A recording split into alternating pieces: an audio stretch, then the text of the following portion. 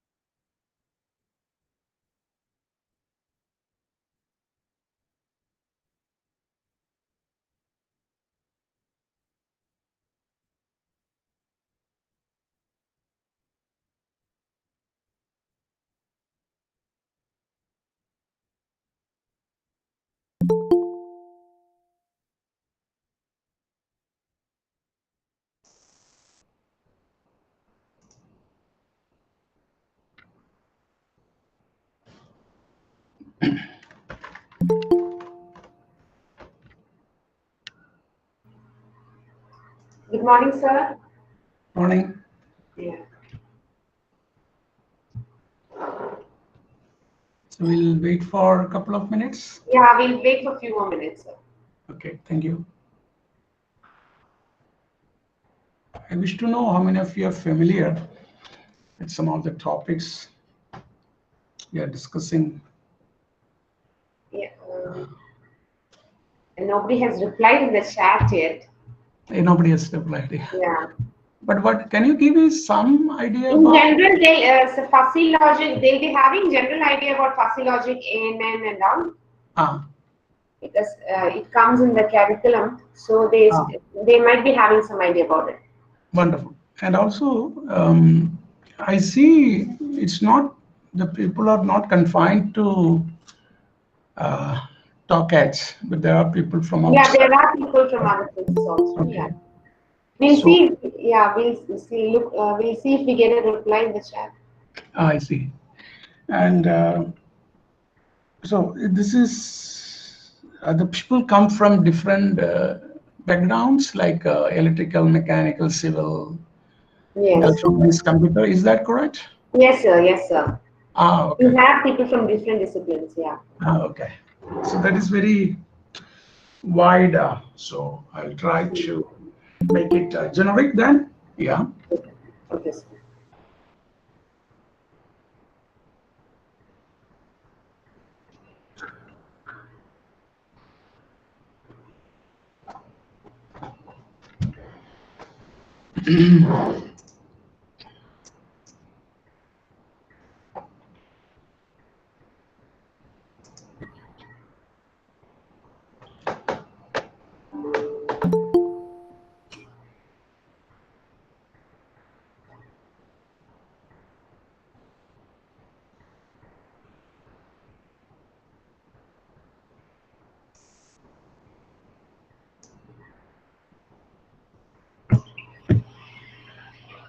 Shall we start, sir? Like, we'll give the introduction, yeah. Or shall we wait a few more minutes?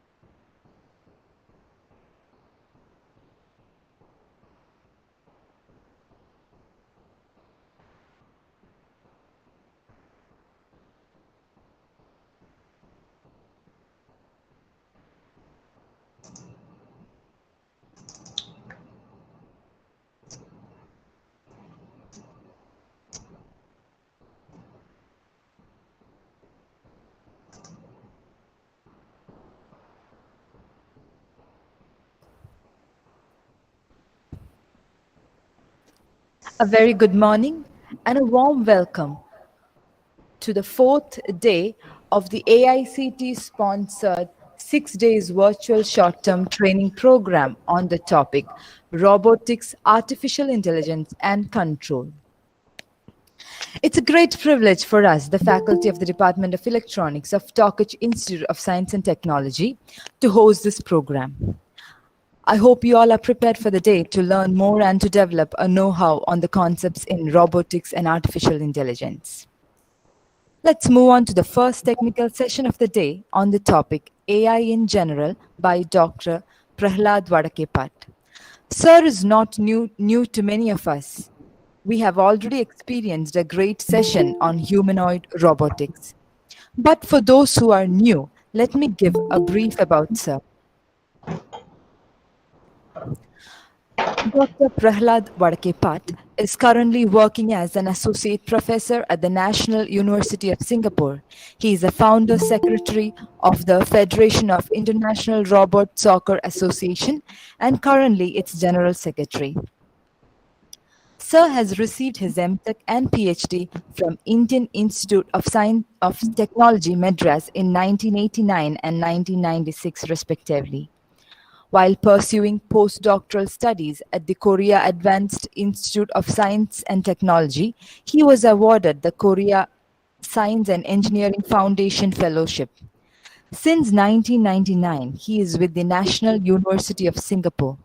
His research interest includes frugal innovation, distributed robotic systems, humanoid robotics, biomorphs, neurofuzzy controllers, and intelligent control techniques, and has publications in several leading international journals.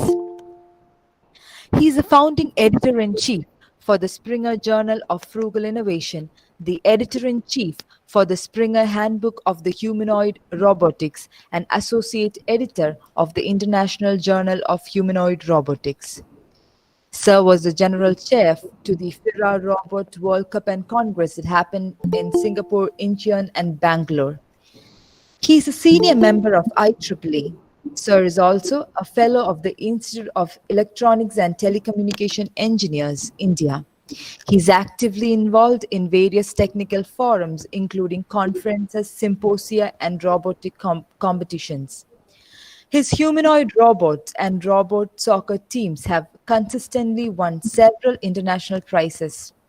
Sir has been featured in several prominent newspapers and TV shows internationally. His name is included in the 2006 Marquis Who is the Who in the World.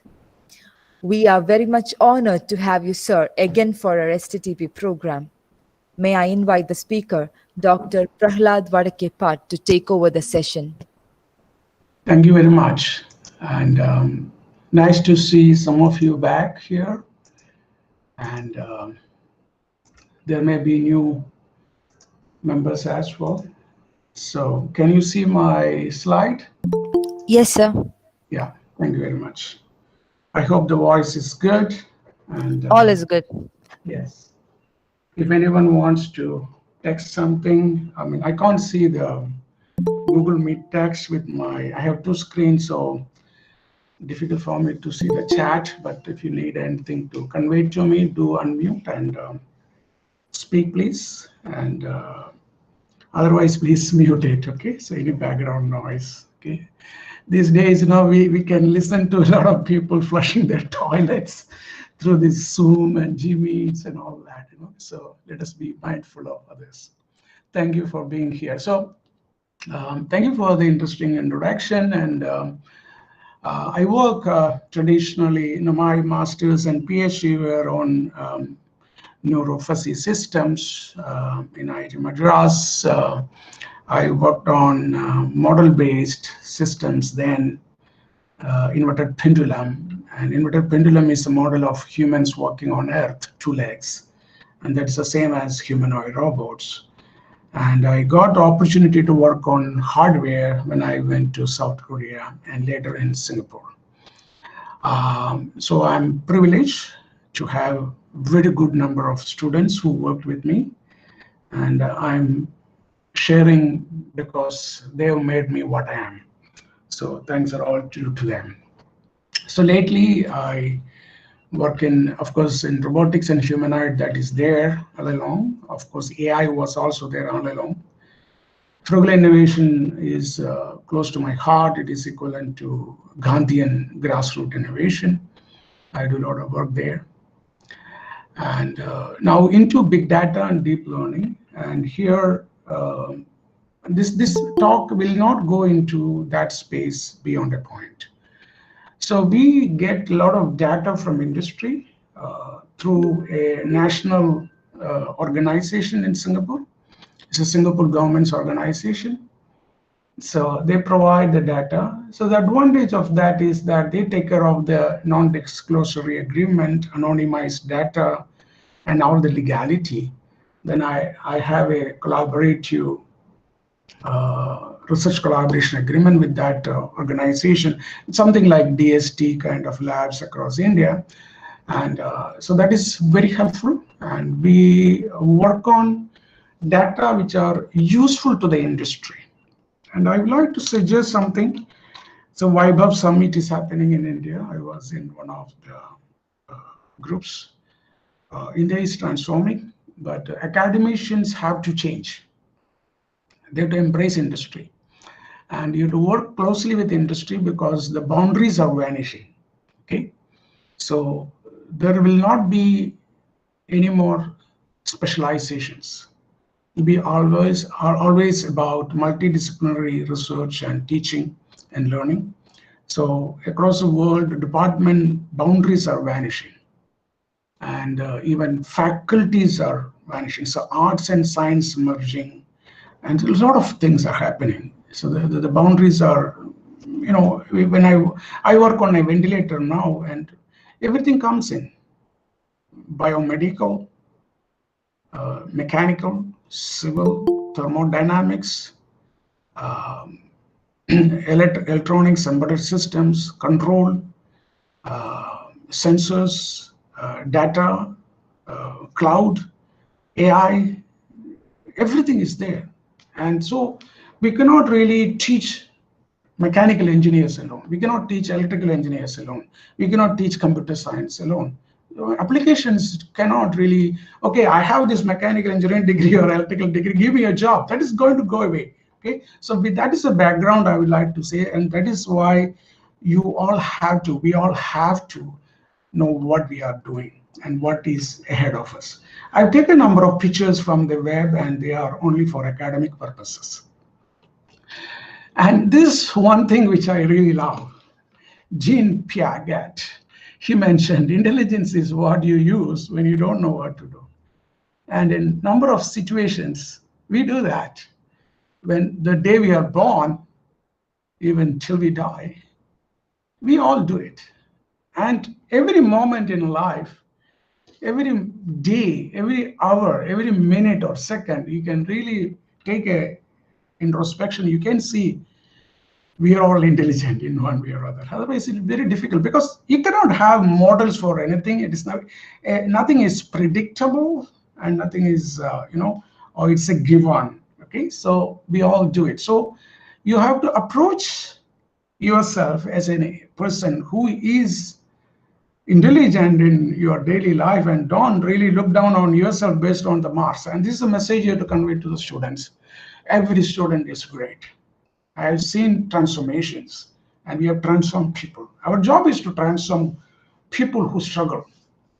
Okay, so position yourself to help the weak students, so-called weak. I'm very feeling bad to use the word weak, but our mechanisms to evaluate the people are wrong. Okay, so I don't do exams. I do open book. I do continuous assessments. I'm an advocate of that.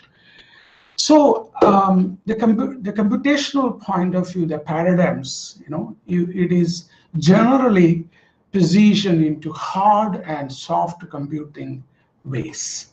So traditionally, we were quite interested in knowing what is the linear model for a motor, or what is a second order model for a DC motor, or a mechanical system, or a civil structure. And then we try to utilize those models and then do simulations. You control, you write algorithms, but we were focusing on precise lumped parameter models. And of course, there are traditional approaches into that. That is one part of it. Of course, we don't have to throw away that. That is a knowledge. It's one kind of knowledge. But we can do more. And there came what is known as soft computing. And in soft computing, we don't have precise mathematical models to deal with. And this is more close to what we are. We cannot have anything that is precise in our day-to-day life. Everything is imprecise. That makes us great. That makes us great and wonderful. Okay, that's why every human being is unique. That's why we love to meet people and engage in conversations and do group activities. So approximate reasoning has become very good. So I don't use any mathematical equations in my language. I'm communicating everything in words. And all these words differ or have different meanings to each one of you. And that's the beauty of it. So then how do we use imprecise models for reasoning and optimization, and also for, say, search? And search is random, and it's a very interesting one. If you go along a precise mathematical model along the derivative of something, and that is really controlled and managed. But why do we need to go along a derivative? Because if you go along a derivative, there could be different plateaus, ups and downs and hills and valleys in the search space. And we are talking about not two-dimensional, not three-dimensional, multi-dimensional space. And that is complex. That's why random search is very important. Okay, so I'll give one example for that later on.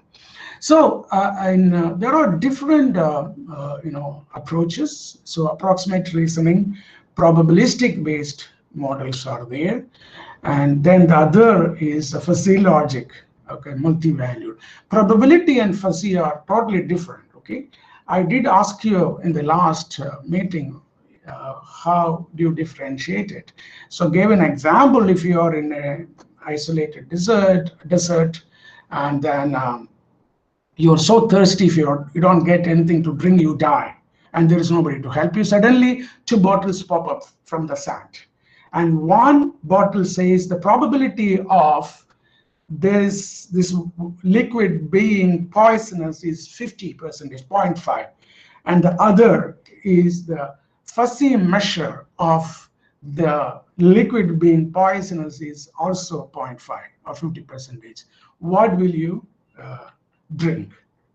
Now, of course, I do this in an interactive manner in my lectures, but it's difficult to do that. So let me accelerate to the question and explain it. Okay, so probability means if you make 100 bottles, out of which you pick one, the chance of that being completely good is half, and completely poisonous is also half. Okay, so you have 50-50 chance. But whatever is there, it is either poisonous or non-poisonous. But fuzzy means it's information about the content. It is 50% of the liquid in that is poisonous. So what will you drink?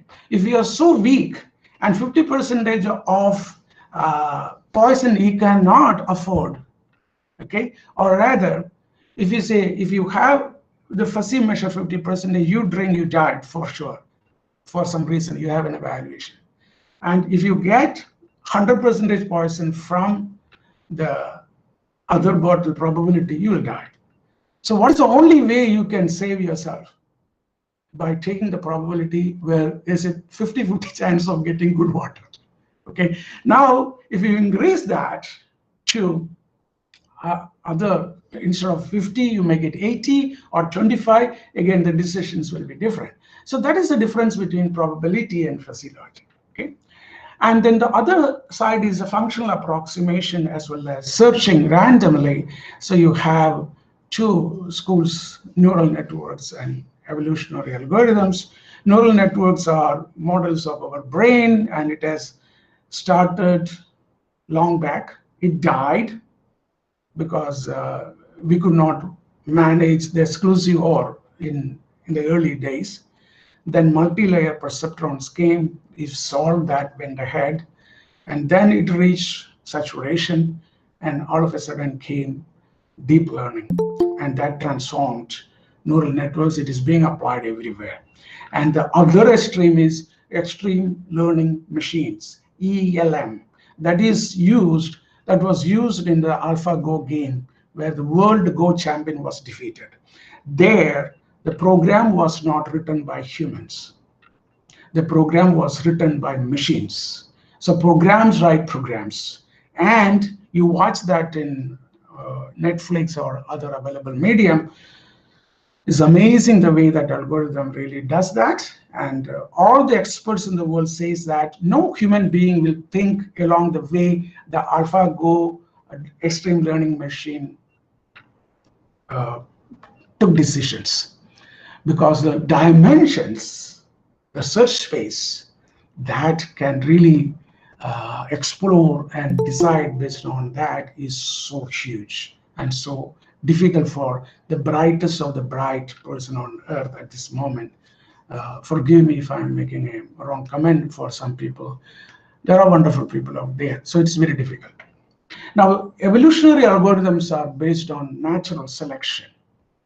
So our parents mate, the father and mother exchange material through the genetics, and then you have the mutation combination, certain part from mother and certain from the father, and then the mutation happens, and all those are in DNA, mRNA, and other things, but we can code them in computer science using either binary, so X, Y chromosome 0 and 1, or you can have even DNA coded ACTG. Okay, if you know something about DNA, some of you may be knowing, you can do the coding. So coded ways. And what is coding all about? Coding is about capturing a concept. Now this coding will stand for multiple things. It can stand for the dimension of a cantilever beam in civil engineering. It can stand for the size of a tile in a typical Bangalore builder's flat. You can optimize the size of the tile so that you don't have to cut the sides of the tile to meet the corners or the sides. This has been already done, okay, by someone who worked into my company at that time, 2008-9, when I had a company in Bangalore at that time. So, and there are a lot of other algorithms in that. We'll talk about that at a later point in time. So if you go further down into, fuzzy logic, neural networks, evolutionary computing, machine learning, swarm intelligence, and there are other things as well. So it's a bigger space.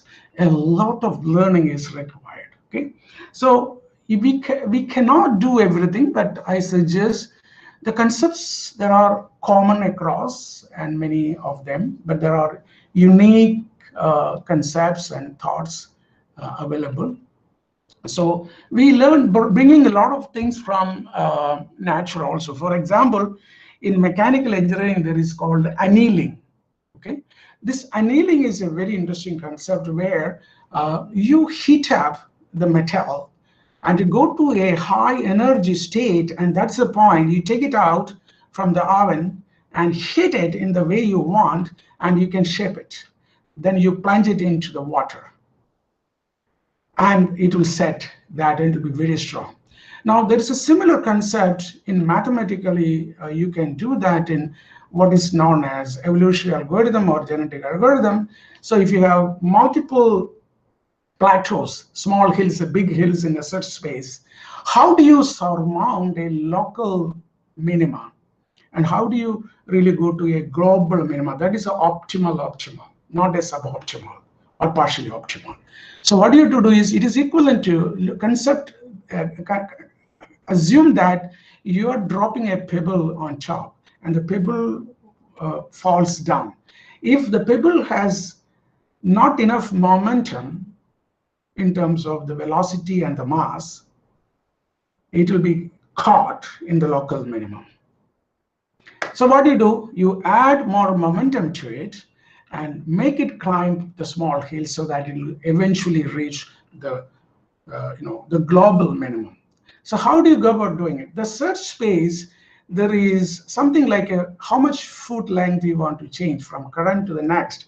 That you can increase, and you increase it so that it will cross over, and that is equivalent to simulated annealing, giving more energy to. Okay, so I mean, there are a lot of concepts, very interesting concepts. People observe what is happening in nature, and then they borrow the concepts.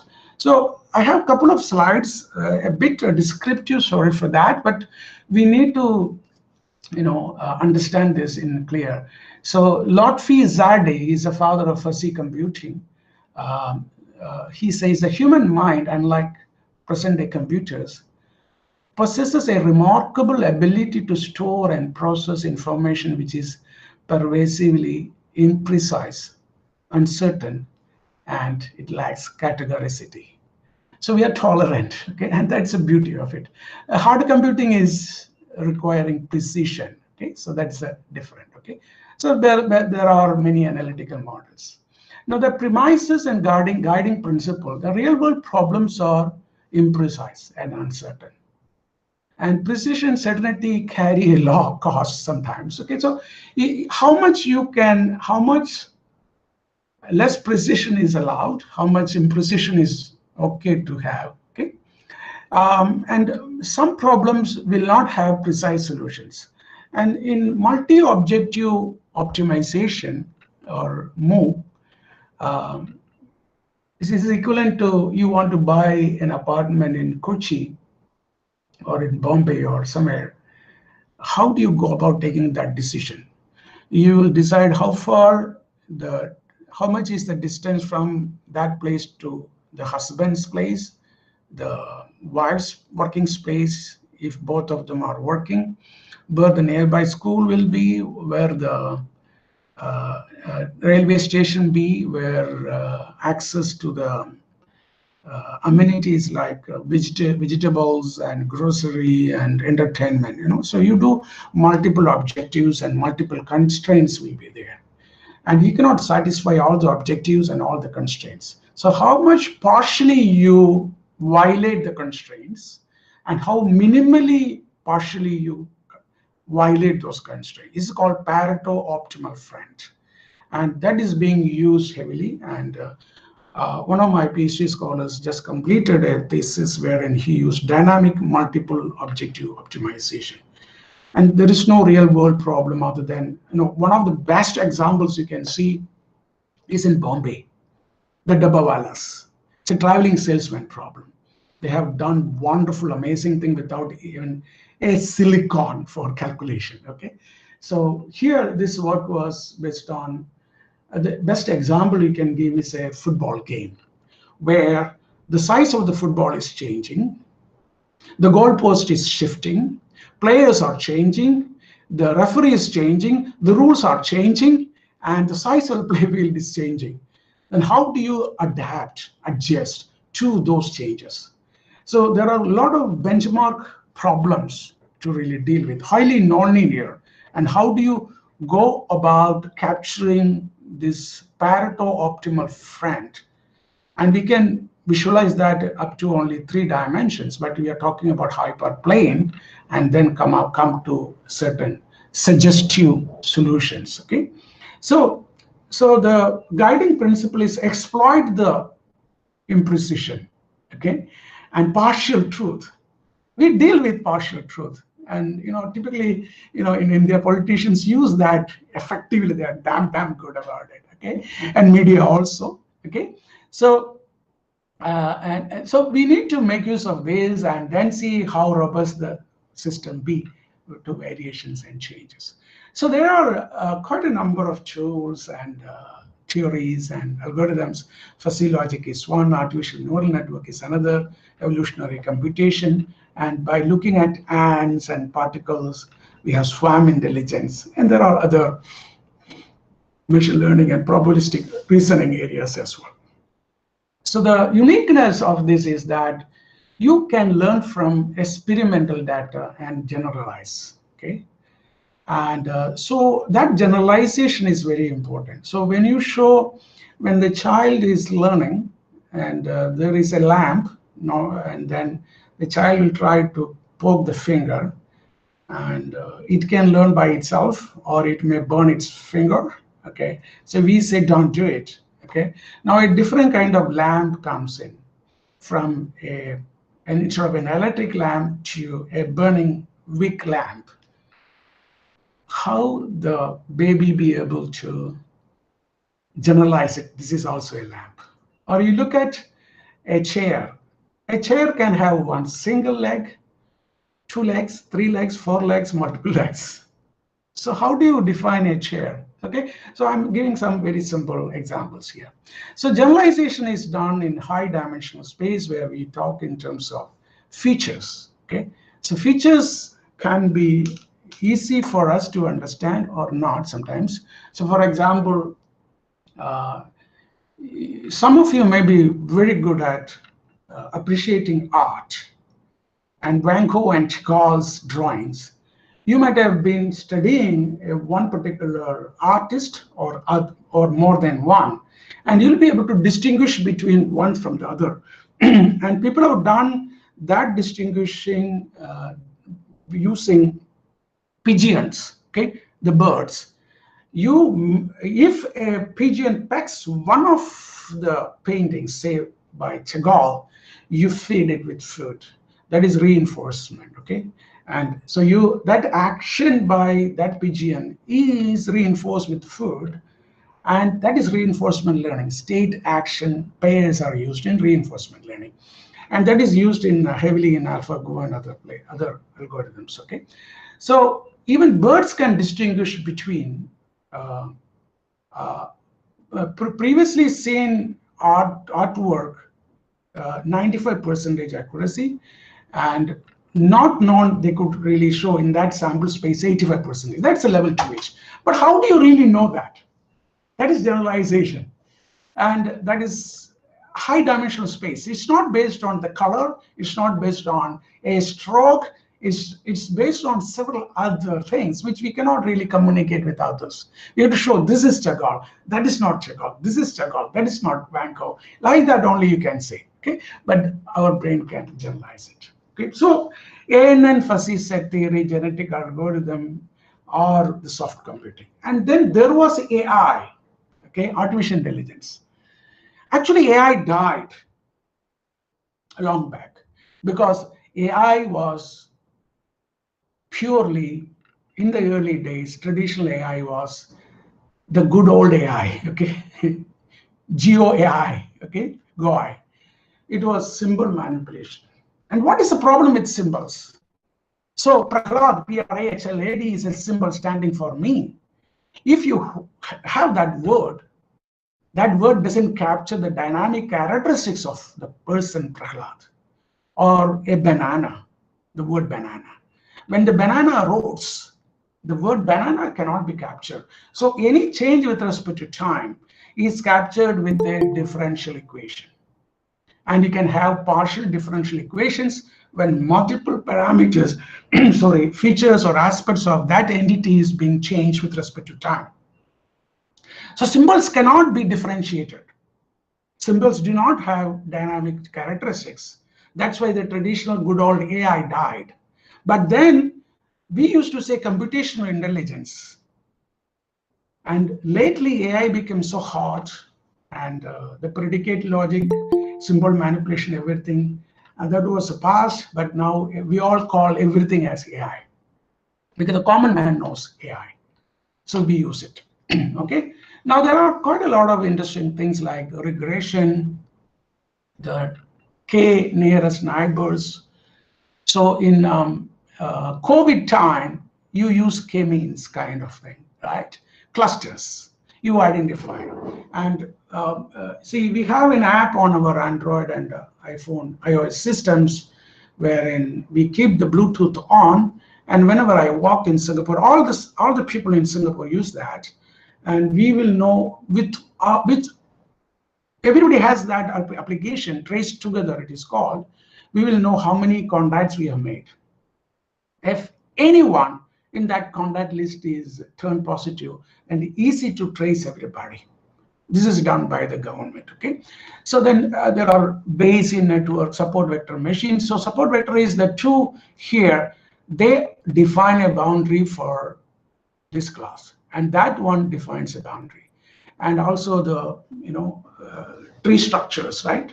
Forests, like, the root upside down. If you put the upside down, you search from one point, then you try to go to the branches and the sub branches, twigs, and go to the leaves. So natural language processing, and even AlphaGo game or chess game, so many branches are there, and you try to search for. Okay, So a couple of slides to really highlight. I'm not going to in depth of this because we'll not be able to cover everything.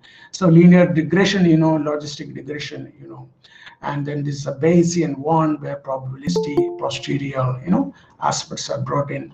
And then the support vector machines, which I mentioned, the support vectors are defining the straight lines separating a margin, okay? And then the k-means, the clusters. And also radial basis functions are there. So how much is the radius? So you can create from the center how far I have to go, the region of interest, and several other aspects coming in.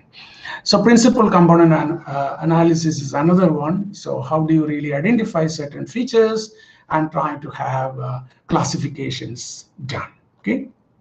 And decision tree diagram in NLP, natural language processing, chatbots heavily used, and Outlook, sunny, rain, humidity, windy, what is a yes, no. And also you can have the root, how you split and how the decision is done, and then what depth you go. So many scenarios. So here, this is to machine learning. There are two types, supervised and unsupervised. So when a teacher teaches, it is supervised. When there is no teacher, it's unsupervised. So we learn a lot through unsupervised, okay? We learn also through supervised, but there is a problem with that. The bias also comes in, okay? So much bias is there in the supervised learning. And so as a guru or a teacher, we have to be very mindful how much bias we are imparting to our people who are listening. So you have to be very mindful of that, okay? And classification and regression are the two within the supervisor approach, okay? And there are quite a number of areas there, okay? And unsupervised, you have clustering, and then there are various means to do that, okay? So again, I put it in this is a very interesting picture wherein the reinforcement learning is also brought in. And this is an area where quite a number of applications have been utilized. So for example, supervised classification, identity fraud detection, image classification, customer retention, diagnosis. So, and then regression, advertising, popularity, prediction, weather forecasting, market forecasting, life expectancy, growth prediction. Reinforcement learning, games, this is used in AlphaGo, skill acquisition, learning, navigation in robots, and decisions in real time. Unsupervised, many places currently, many places it is used, but when you have a ground truth, it is called a ground truth, which is that's what we do in our schools when we teach. So an apple is shown and the teacher says this is an apple. So teacher's words are ground truth. And what the baby or the student or learner says is the actual. So the difference is the error. So it's always about error, how far you're away from the ground truth. But unsupervised learning, you don't have that ground truth, okay? So you have meaningful comparison, what kind of structure, what kind of features, and there are quite a number of other aspects as well there. So typically, machine learning starts from getting data, and you have to do some pre-processing. And there are different kinds of data can be there. Can be video data, multiple frames, temporal data, which is dependent on time. So you get the sensor readings from the sensors in an industry, then that is temporal. And so it can be homogeneous or heterogeneous. So and when you have heterogeneous, it is multiple sensors and different sensors, and you have to have sensor fusion required, okay? And you can use neural networks or fuzzy logic for sensor fusion. Then you have the right machine learning algorithm you have to build. Then you have to train it with training data, and then you have to validate it. So you divide the data into 3 groups, training set, test data, and validation, okay? So, and then get insights from there, and then you have to also have visualization, okay? So this is very important for humans to understand the big picture, okay? So that is a machine learning typical process. Now you need to understand the algorithmic approach and machine learning approach. This is very crucial, and this is very important to communicate to the the learners. So in a algorithmic approach, you write the program and you have data and the computer gives output. But in machine learning, you don't give the program per se, but you give data and output. The output is a supervised learning where you have what you want, or you may have an objective function. The objective function will capture how far your output is away from the required output in terms of an error. Error is used. Then you have the program as output. Okay, so you learn from data and output. Computer learns and brings out a program, and that program is utilized in a space. It is a learned program, learned neural network. It is implemented, and you use it. Then whenever it receives the data, it gives the reasonable output. But if an unknown data comes in, how much it can really do the job, it depends on how much generalization is there, how much data being trained. So for example, we have developed a app for jaundice detection in neonatal ICU babies, and we got very limited number of samples, because we used to take our students to a rural village in India, in Maharashtra, and we live there. So I've been leading that. There's a frugal innovation or frugal engineering. And unfortunately, because of the ethics committee and boundaries of India, you cannot take certain things outside. So we cannot do it, okay? But the problem there, I'd like to say in terms of generalization, the Indian skin color from south to north, east to west, varies a lot. Similarly, Mongolians, Europeans, Americans, African persons, people. So how do you really generalize it? So there are various ways. One is, what we did was we put a white paper when we take a picture. In white paper, whatever RGB color I get from there, we convert that into standard white. And similarly, we convert the image of the baby, especially the forehead, the cheeks, and the chest. We also do the transformation. So you can do that, but you have to have enough data to give into the network to learn and generalize. Okay, and that is very important. So fuzzy logic typically if then else. Okay, and neural networks is multiple layers, and there is something called genetic algorithm. I'll show one example later on.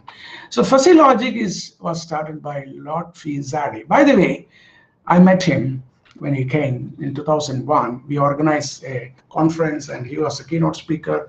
I organized that, and a wonderful person he is. His first paper on fuzzy logic was rejected from a journal.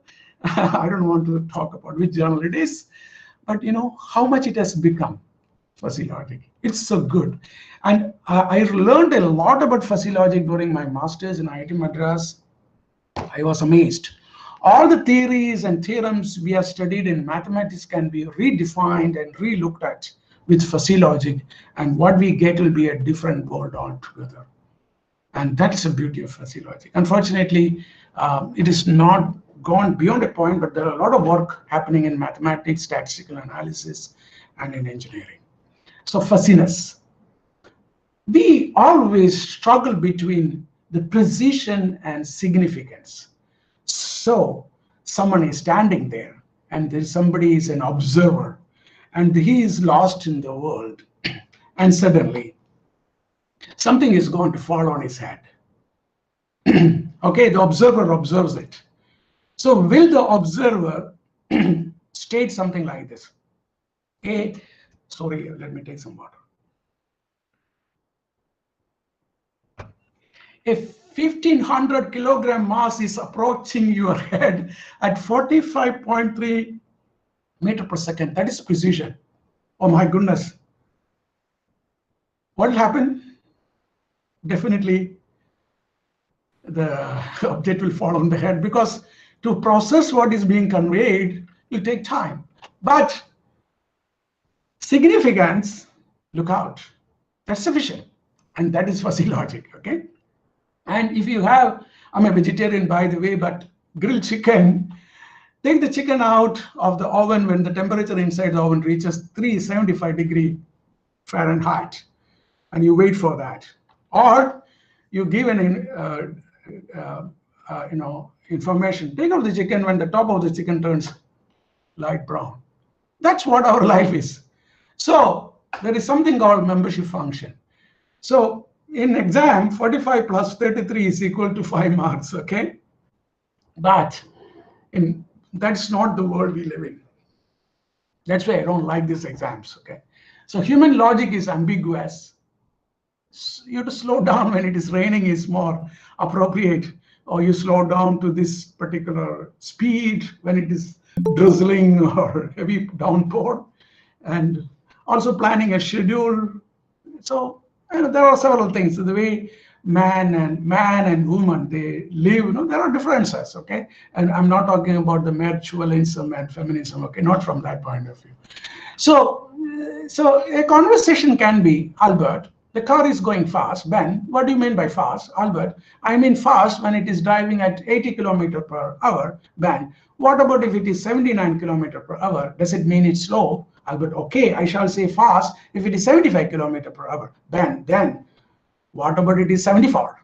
Does it mean slow? So you cannot really define fast or slow with certain precise boundary like binary logic.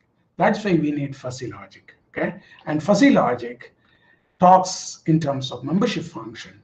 So an element in a set is not fully a member, but partially. So you can have different degrees of membership in, say, a fuzzy set, freezing, cold, warm, and hot. And the same 21 degree will have different membership values in different fuzzy sets. And that's the beauty of fuzzy logic.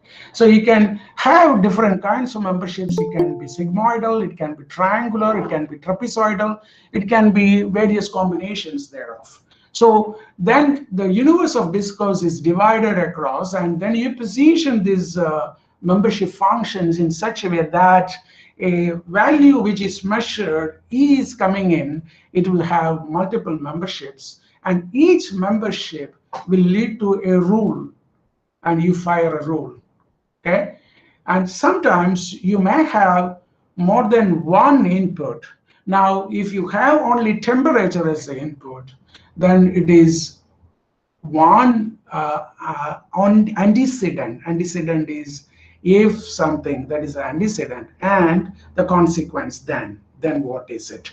But if you have pressure and temperature together, you have two antecedents, and then you combine if pressure is this and temperature is that, then the consequence.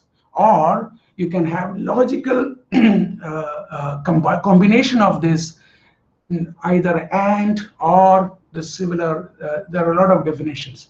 And by the way, the fuzzy logic union operation is not exactly the same as the binary.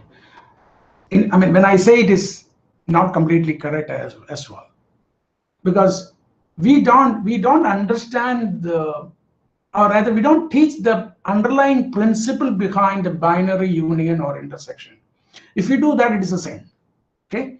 So the membership of an element in a binary set can be either 0 or 1.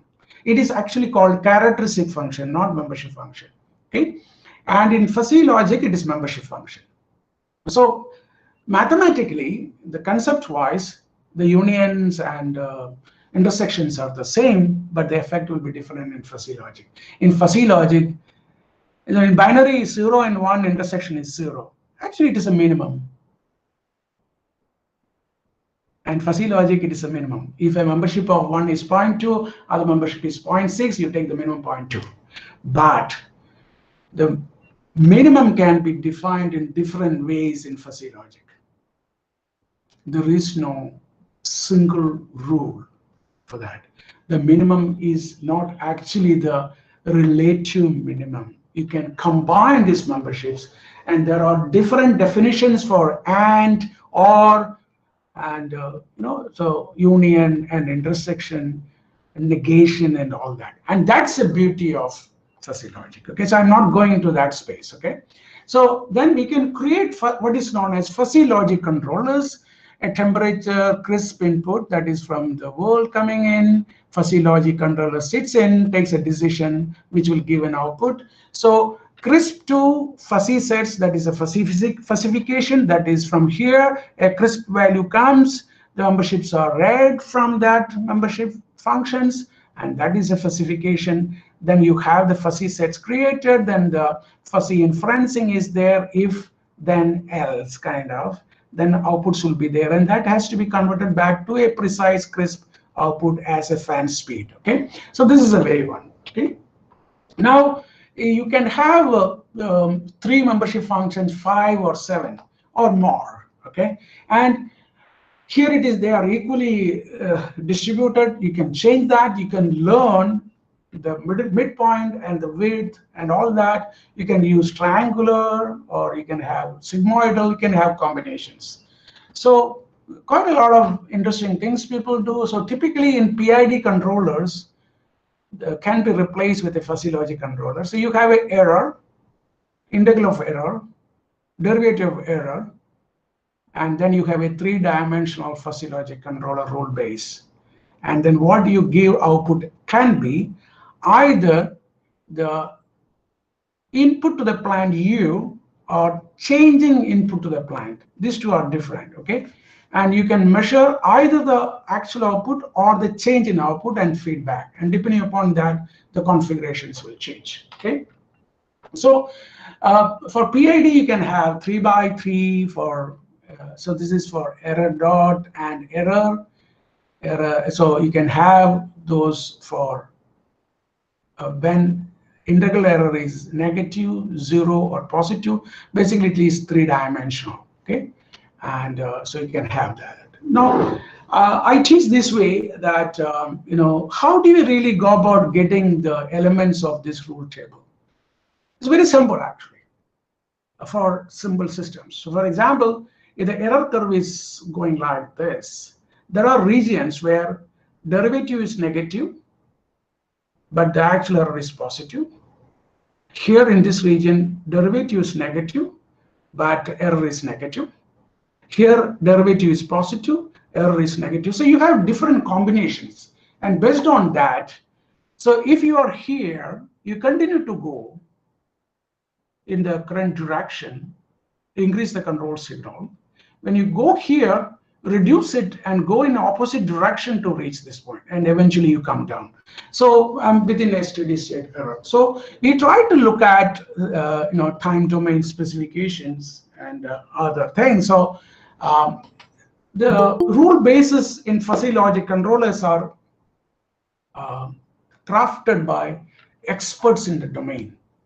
So if you don't have to learn engineering or mathematics to operate a pump, if you have experience, you know what to do. You look at the kitchen, our moms and sisters, and some, I cook also, my son also cooks, so even others. How do they cook? You learn by observing, from data, from observation. Okay, so you can give insights about making sambar in your kitchen. You take this at this time when it is reaching, so much of boiling for 1 minute, 2 minutes approximately. Add this and then sim, and other things you do. Okay, or 2 whistles or 3 whistles of the pressure cooker like that. So these are all the expert opinions. So this rule base is generated by the experts. So that's about fuzzy logic controller. Okay, of course there are a lot of things in fuzzy logic controller. Then the next one is artificial neural networks. The first and foremost and way to really model a biological neuron was done by Pavlov, where the experiment he did. Food was delivered to the dog salivates, and then before giving the food you ring a bell, and then you associate, the dog will associate ringing of the bell to the arrival of the food. This is called associate memory. So when you say A for apple, you are associating the letter A for apple and apple APPLE to the physical apple. That is, everything is about that.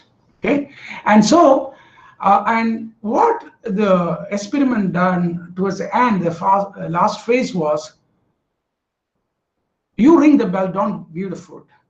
So first ringing of that bell, so much saliva will be allowed. So they did an experiment to really collect that amount of saliva. That'll be the highest. And depending upon the dogs, the time constants will change. This saliva will come down, but there will be a minimum saliva. And that is an exponentially decaying function.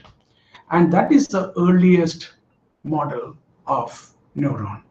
Okay, and we deal with exponential decaying function. So very simple neuron is a number of inputs, and they are weighted. And of course, you can have a bias. The bias is required because if you don't have a bias, mathematically, the classification boundary will go through the origin. So we need to use what is known as affine functions to shift the the classification boundary upward or downward. Okay, and we should not be the prisoner of the origin. Okay, so that's why bias. Bias is a beautiful thing. So even in deep learning, for data from industry, what we did is that one thought came to me, and I told my scholars, why don't you use a bias? Humans have biases. Why don't you use bias? So we use a fuzzy logic system at the output of the deep learning layer, and we biased it, positive bias, negative bias, neutral, and see how the output will be. And we got some interesting results from there. We have published that also as a conference paper. And then you sum them up. Then there is an activation function. This can be a threshold. Okay. Some people, let me give an example. Okay. So don't take it personally. Husband and wife, they fight, and you know when you need to hurt the other person, what word to use to trigger. Okay, that word is used, boom, gone. You know how to make other person really literally angry. Okay, and my wife is not here. I closed the door. Okay, so that is the the function is a typical threshold function. But not everything will be threshold. It will build up over a period of time. Some people are like that. You talk small things, and you don't talk very bad, but something will trigger because accumulated. Okay, so that is a kind of a sigmoid. Okay, so you can use such things to really have the neuron to fire. And this is from the biological neuron concepts. Okay, and by the way, there are. Long back, I've done some work with one of my former students, and we did. There are, at that time, I did not follow it up, 14 different characteristics, highly nonlinear. Office at that time, we could do only 7 to really model. It's very difficult to model, but our biological things are very, very interesting. Now, what is meant by a neuron? Neuron really captures. Say you have 2 inputs, x1, x2, and there's a bias. The bias shifts the line somewhere. And the weight of x1 is 1, weight of x2 is -1. So what you have to learn is what should be the weight bias, what should be the weight for x1, what is the weight for x2. And so that you can have a line to separate green from red. And if you substitute the values of the points of green into the expression, not equation. Okay, it's not an equation. This is not an equation. V stands for this expression, mathematical expression.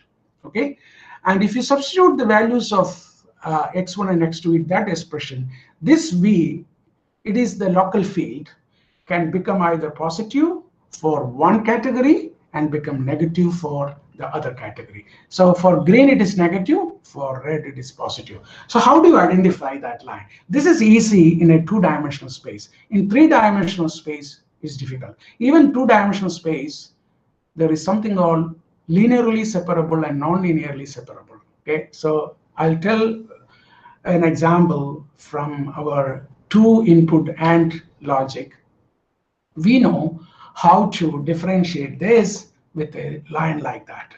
And then if an OR logic, we know how to do that. Okay, but in 80s, the neural networks died almost because single perceptron was not able to have two lines to take care of the exclusive OR problem, because you need two lines. That's why multiple layer neurons came into.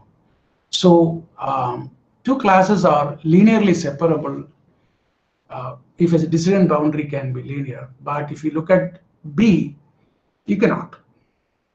You need to have non-linearly separable. When you have non-linear separable, you have more than one neuron to do that. And the next slide shows that. Single layer is straight line. Two layers, you can have either green area or this brown area. Three layers and more layers, you can have finer divisions of the search space. And you look at, this is shared in a two-dimensional space, but in a multiple, so in sensor data we get from industry may have 27 or 50 or 100 sensors, but they are not the feature space. Feature space could be different. The feature space can be a single digit, two digit or three digit or more in numbers. So you can imagine the hyperspace, okay? Now the next one is taken from a book, and basically how it is learned. So x1, x2, x3, the bias and local fields, activation functions, and the output from the first layer. Similarly, second layer, bias, the output from the first goes to the second, and then activation functions, then you have the output. And supervised learning, you have the desired outputs. You get the errors. These errors are propagated, okay, connected here. And gradients, local gradient, error gradients are calculated using back propagation algorithm, using differential equations and partial differential equations to modify the weights. Okay, the weights are modified. So this part is there only when you train. Once you train, the blue ones will not be there, only the black part will be there, left to right. It is feed-forward network. So what is meant by learning? So when you have a nonlinear surface and two weights are there and two-dimensional space, and you have an objective function of error or some objective in terms of W1, W2, then you have a three-dimensional space where you have a curved surface. And if you assume they are very simple and straightforward to explain in this manner, there will be multiple values, by the way. So currently you are here, W1, W2, and how much change is required? How do I move? I move towards the negative of the gradient. And if I change the weight in such a way that I'm going along the negative of the gradient, I'll be able to eventually reach the bottom. So that's how the new weight equal to previous weight plus a product which has got three parts, a learning rate. This learning rate will help you to accelerate. Of course, there is something also, as I mentioned, simulated annealing momentum rate, that is not included. There will be another term, okay, which I not included here. And then local gradient or local error, and the output from previous layer. So this is iterated in a manner a number of times for error to come down to something minimum, or if you cannot get learned systems, you stop it. So that is the criteria. Okay, so we started at 12:30, 30 minutes. Okay, I hope I'm going at the pace. So in neural network, there are large number of architectures and characteristics. I'm not going to read all this. You can search on the web, and this I've taken from one of the websites. So this is a simple perceptron, feed forward, and then radial basis function is basically if you have a event happening, then how much radius is there, how far you're away from that focal point, and quite a number of other things. So I'm not going to talk about that, and there are many more. Okay, so it's very important to learn. And so the difference between the 80s era neural network is like this, and deep learning learns light, dark pixel values of input, identifies edges, combinations, and features. So this is a very elaborate one. So I would like to share with you. You can see the neural network here, right? My Opera browser. Can you see? Someone say yes. Yes, sir. Yes, we can see, sir. Thank you. So this is from TensorFlow, and you can have different kinds of data. If it is something like this, you can learn that and see how the boundaries are defined. This is very simple. Now let me change it to something more complex. Okay. Now this is another one. This is clustering. So now how the boundaries being created. This is another one, and see how it is being created. How it is learning. Now, these three are very easy, but this is the most complex, and it will take hell of a time.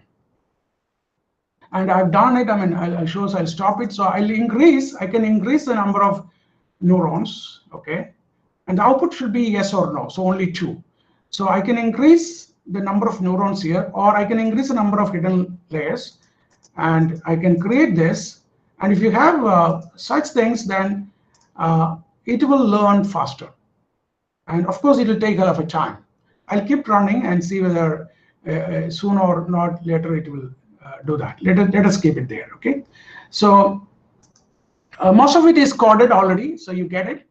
And the next is the convolutional neural networks, convolution features and all. And this is being used in deep learning and other stuff, okay? And there is a function called ReLU. It's a rectified linear unit generally used in the neurons. And then convolution, you all know about it. So you have convolution cross correlation and auto correlation, etc. So there is another one called recurrent neural network. The outputs are fed back to the hidden layer, which is not there for the other traditional neurons. Okay, so this is a feedback system. Okay, and the recurrent ones are useful for dependent on a sequence of successive states. So again, learn through back propagation, and it is like a short-term memory equivalent to that. Okay, and it is a feed-forward network with the behavior, feedback. Okay, so and there is another thing called long short-term memory. We are good at that. Now we can remember childhood things, that is long-term, and we can also remember short-term. So it is very important in natural language processing. A typical example, people say that if you're reading a chapter in a novel, and in the first paragraph, Emily stood. There's a movie, by the way, Emily in Paris. Okay, Emily visited Eiffel Tower. Then blah blah blah, met somebody, bought this, took a picture, and then third paragraph, someone is approaching her, and then she says, how do I know his language? So then if you pause there, will the AI be able to say which language it is? So in order to really arrive at the language, the algorithm should be able to remember where Emily is standing, that is Paris. Okay, so you need, or Eiffel Tower in front of that. Okay, so you need to have certain things you need to keep in the memory. You have to forget. There is something called forgetting factor. Every weight is a forgetting factor. If weight is 0.9, you forget 10%. If weight is 10, then you forget 90, equivalent to that, something equivalent to that. So all these are very interesting concepts. Okay, so long-term, short-term memories. I'm not going to go into that depth. Then there is another one called evolutionary algorithms. Okay, survival of the fittest, genetic algorithm, XY chromosomes, and people look at bees. Bees are very good. So other day, see if you look at Ola or Grab. I don't know. India doesn't have Grab. What was the previous one? Uber. Now, how do they really decide who should go where, when? It's a traveling salesman problem, just like the Dabbawalas in Bombay. Okay, the Dabbawalas did it with wonderful precision, no mistakes so far. So major business schools study there. That's a benchmark problem to really study. So what they did in artificial bee colony is that, of course, artificial is artificial in the virtual space, but they did it with real honey bees. They bought a queen and then a bunch of people to work for the queen, and they put five different locations. They kept honey, and they learned how the honey, the bees go around and optimize. Because you have to imagine, the bee is so small, and the forest is so vast, and not everything is available in the vicinity. They have to walk, they have to fly around, come back, and save themselves survival. Okay, so within no time, they notice that within 1 or 2 bees going around, they could optimize it. So it kind of is suboptimal, not a computer well precise optimal, but it was good enough. So imprecision is still there, but still suboptimal. Okay, and ant colony, particle swarm. So in drones now, particle swarm. So you can do wonderful things with drones. You can play piano, you can do all kinds of drum beating, and also people do, show with the lights on the drone in the night. You can show Mahaganapati or Saraswati or Jesus or like that, and also Firefly algorithm. There are several things like that. So typically, there is an objective function, and genetic algorithm or evolution algorithm is random. It is equivalent to a person with blindness. Okay, is using a stick, like poking, okay, in front of the pathway, and he be able to avoid obstacles. Similarly, randomly you pick. And how do you randomly pick? You have 2 candidates, P1 and P2, and P1 is maybe the father, P2 may be the mother, and P1 and P2 are at different locations in genetic space, or with respect to that XYZ space at different points. Then you take part of father and part of mother and combine, you have a child, and that child will be elsewhere. And that is what we forget in our space. We want our son to become like me. We want my daughter to become like me. My goodness, allow them to live their lives. Okay, I'll talk about my son towards the end. Okay, so you need to see how randomly you can go, and there is a way to really do this. And then mutation is changing one of the things, like 0 to 1 or 1 to 0. That's a mutation that happens due to some chemicals in our body. So we do this, and then objective function, and so the selection will be based on a roulette wheel. Okay, and roulette wheel will rotate. I'll show that in the next slide as an animation. So you can see the different candidates are, there are 3 shown here, and then based on the probability, P1, P2, P3, how it is good as a candidate. So P1 is at the lowermost, P2 is somewhere at the peak, and P3 is in the middle of the valley. So which one is better? So P1 will have a higher chance in the more qualified, and P3 is less qualified, assuming this is minimization. So this is very simple, and people have used it for many applications. Okay, swarm intelligence, wonderful. Look at the ants, what they do, and the flocks, the birds and animals, and how do they change. In Finding Nemo, the fishes show the direction. And what is interesting about that, there is something called behavior emergence, and this is used in robotics also. Multiple robots coming together, and this is, we can observe in human beings. Now you are a group. I am an external person. I'm sharing certain things. It will trigger certain thoughts in you, and because of this sharing, there will be an emergence behavior in you. You'll be left with no choice but to change. Okay, so similarly, one incremental change in one of the agents or entities in a multiple agent system or multiple entities system will have an emergence behavior manifested by that multi-agent system. By the way, multi-agent system is a wonderful architecture for handling multiple states and action pairs.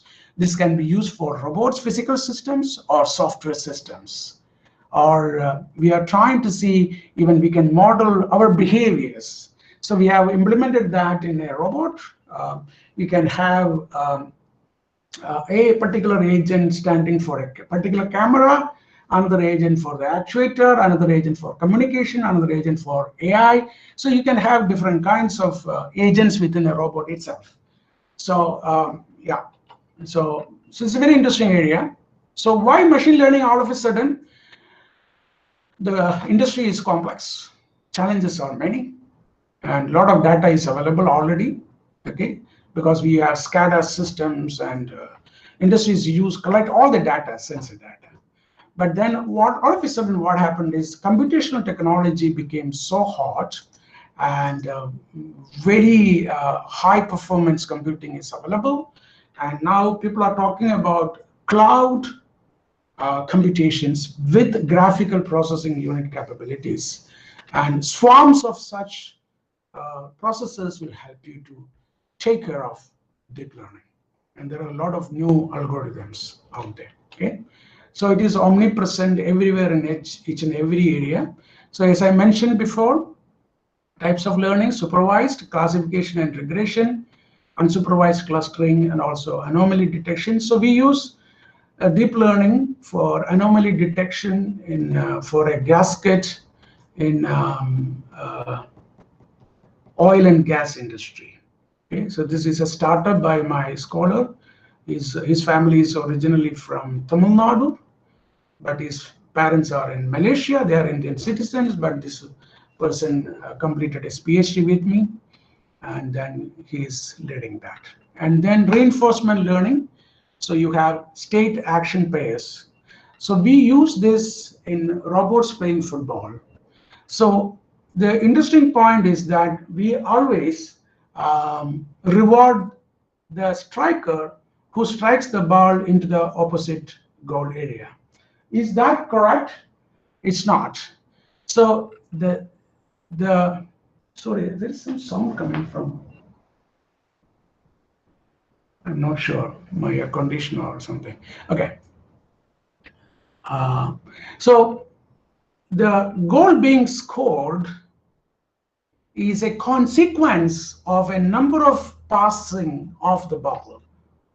So you have to see a ball being passed by the goalie. If it has led to a goal being scored, then the initial action of the goalie to be rewarded also. So the reward is not given to the last person. It is given to each and every previous actions. And then we relate to the states with which they were in and why they took that decision. Then just like, you give,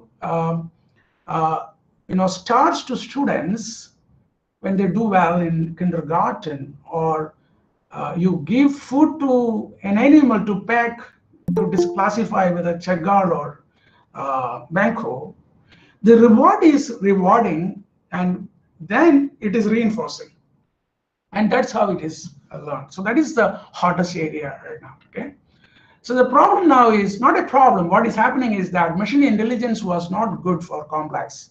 But that is changing. Machine intelligence has become so hot. So artificial intelligence, 50s, machine learning came in 80s, 2010 came deep learning, and something else is there, extreme learning machines. Okay, so that strives to make machines AI capable.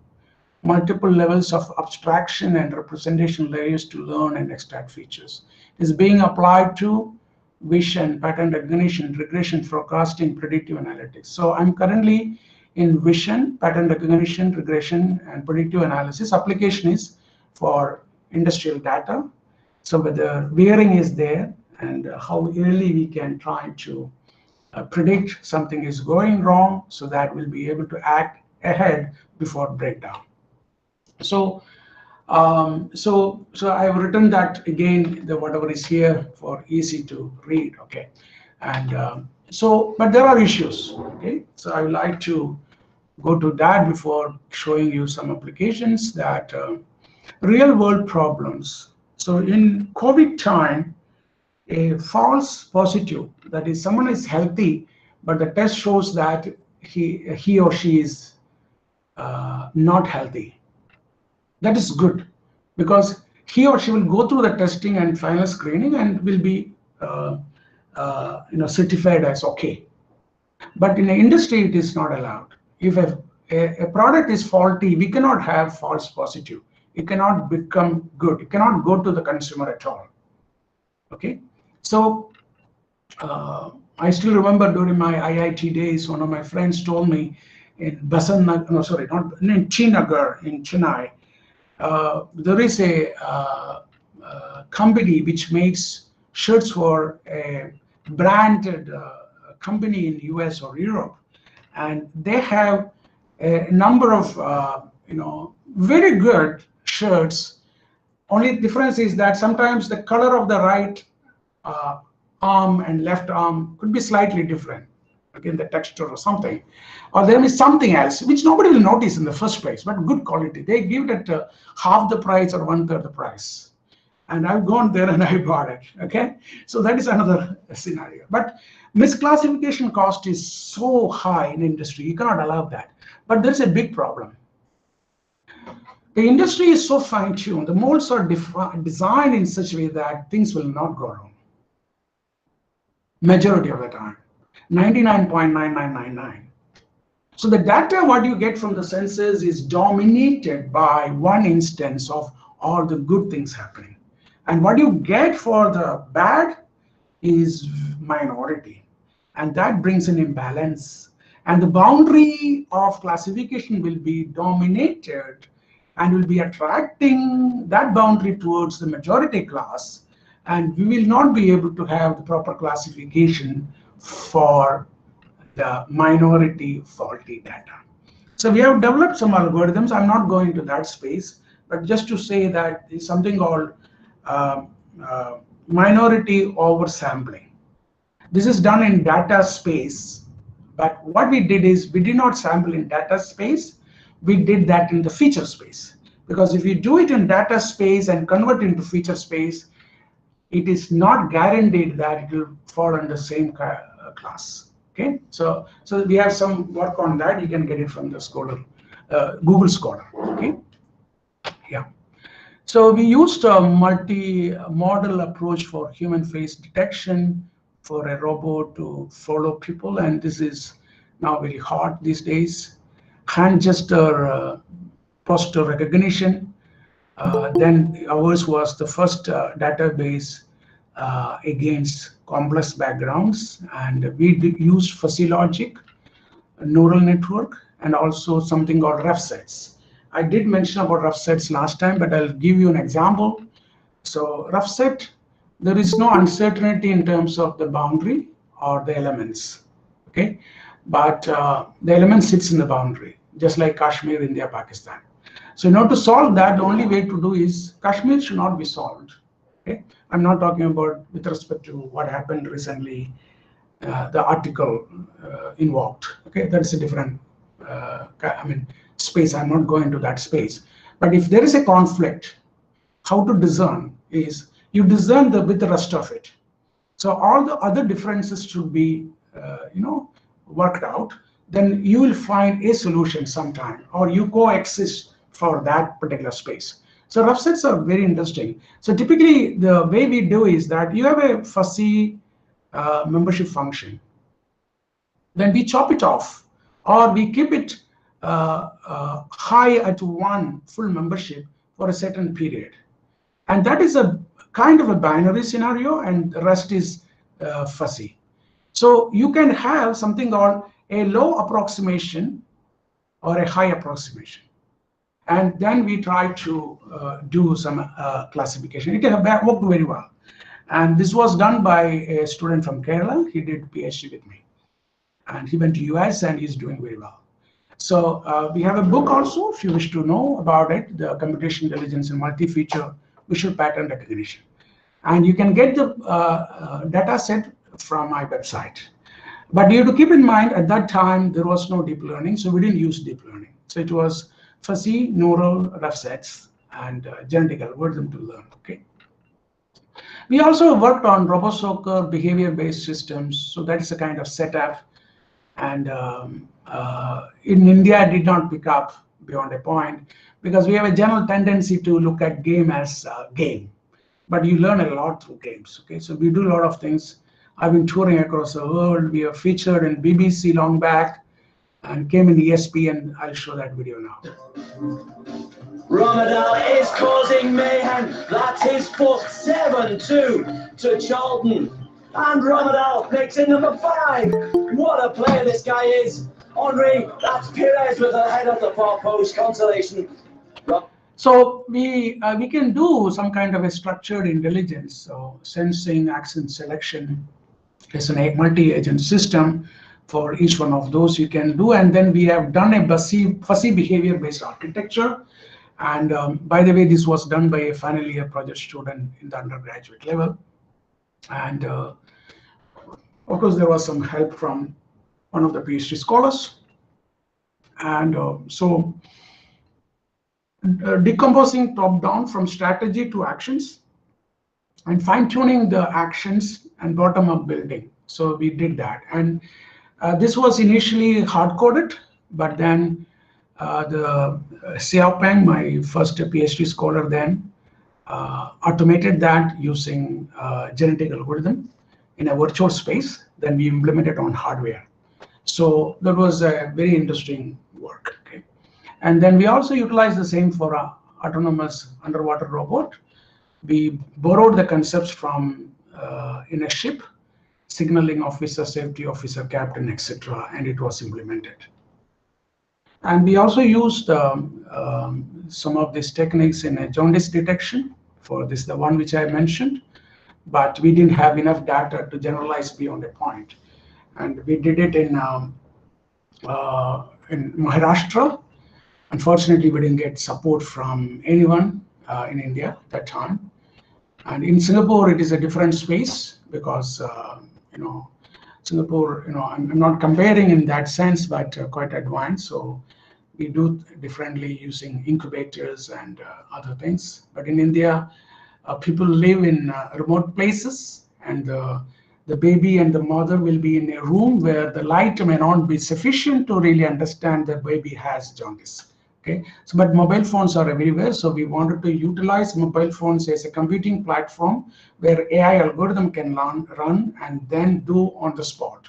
So that was the idea. Unfortunately, we could not go beyond a point. Then one of the other students did robot skill learning, and here we used it for playing hockey using a industrial robot, and you have something like a control policy. We search for the policy, how much variation is possible. You search for that policy. So we need to also look at the context, what it is for. So it is called model-based contextual policy search for data vision generalization. So it's a very interesting work done, and we published that in one of the very famous journals, Artificial Intelligence. But this work was done with some colleagues from Europe as well. Okay, so Singapore and Europe. Okay. And we also use for pedestrian motion detection. I'm sorry, I did not include the name of the person here somehow. Arun Kumar is from Chennai. And so similarity index. Now this is very hot especially in COVID time, how people are coming together, how social distancing is being adhered to. And people are also trying to see in trains how many people are getting in. So, and then to advise the stations ahead of time, don't get into that bogie. Okay, that's the level to which it is happening. Okay, so and also taxi queue before COVID, and we have tested that on canteens and how to really not to crowd in the canteens, and how to really have a staggered approach for people to come in. Okay, so so that is about AI in general. But I would like to say by 2025, 97 million new roles will emerge wherein the division of labor will be among humans, machines, and algorithms. And 85 million jobs will go, 97 new will be there. And there are increasing demand for a number of job roles. This is October 2020 World Economic Forum. So please do read that. And there are decreasing demand for a lot of things. With robot process automation, which I did not mention, is a tree search, and Windows handlers are used to really record. When you record from a screen whatever a human is doing, at the Windows handler level, you can try to get all the sequences of clicking, and then you can automate it. Okay, so there are analytical thinking, active learning, complex problem solving, etc., are very hot by 2025.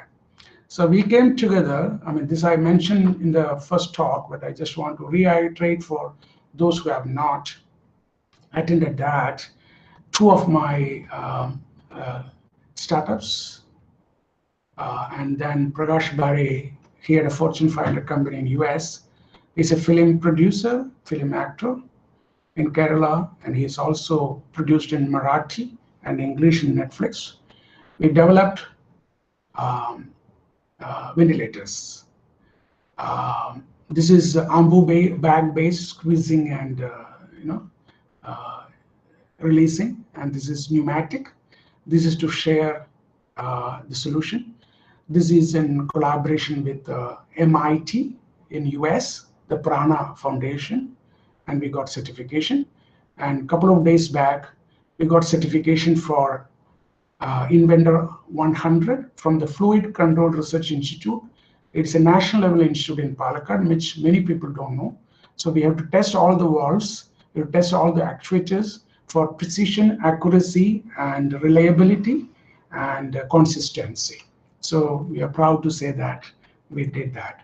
Now, traditional ventilators cost so much. It's about 20 lakhs or 30 lakhs or more.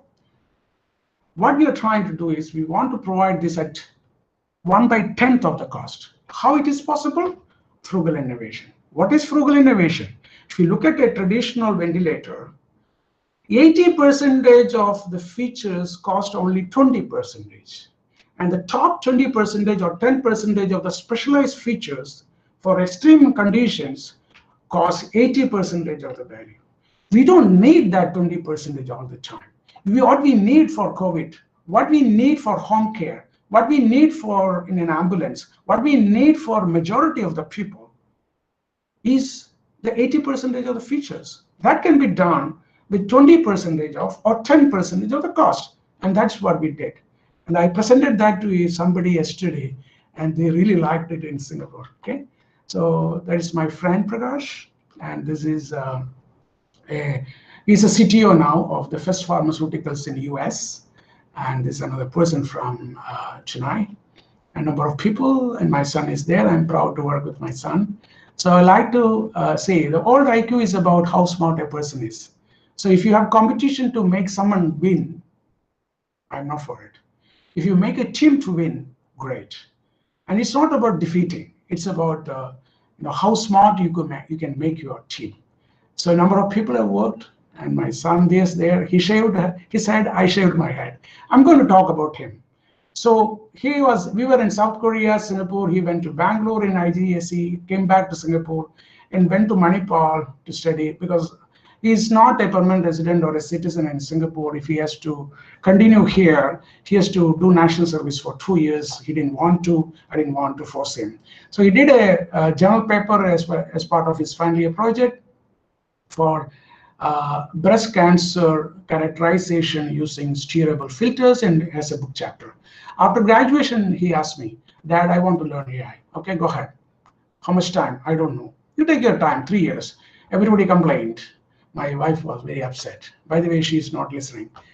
I said there'll be a girl who will marry him at some point. Even if somebody doesn't marry, that's okay. But I'm not advocating that way, though. And he met with my friend, Prakash Bari, and he presented something, and they liked him, and he got a job. And then in March, we started working on the ventilators. He learned hardware, embedded system, control, cloud, API, everything. And he used AI. And then he's also learned robot operating system. So that is the way it is going to be. It's not a career for lifetime, a lifetime of different careers.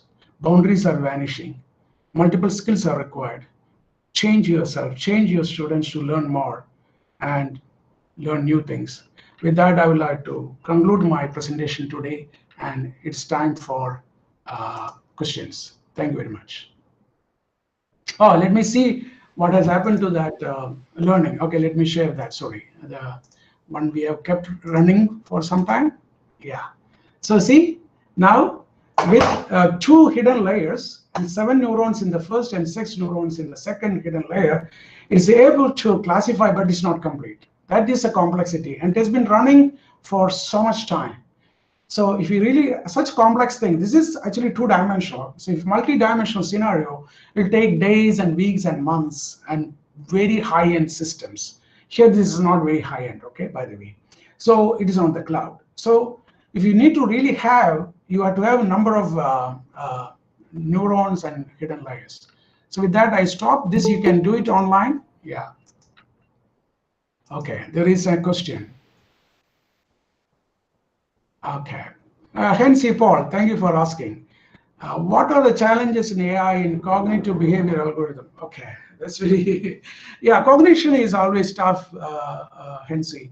So how do we go about? So we did model the visual cortex, and then we tried to utilize some of the concepts in our visual cortex. That's the work for the hand gesture recognition. But I'm not saying it is perfect and complete. So a lot to learn about our own cognition. So it is, there are challenges how to go about doing it. And if it's a supervised learning, how do you go about having the objective function? And the context is very important. And so human cognition is highly complicated, but we have billions of neurons. So eventually there may be a way something will happen, and we may be able to have certain inroads into that space. So I would like to stop about that, Hensi. I hope that is fine with you. Then we have, thank you, Simeon Thampi, for asking that. With the rise of open source projects and the introduction of faster processing capabilities from the cloud, will it become easy that even the smallest of devices be able to run? Yes, absolutely. That's a very nice point, Simeon. In fact, things are becoming so good, but if big data is there, you will not be able to do it in the smallest devices. A small meaning you may be talking about not the size, not the physical size, the computational capabilities.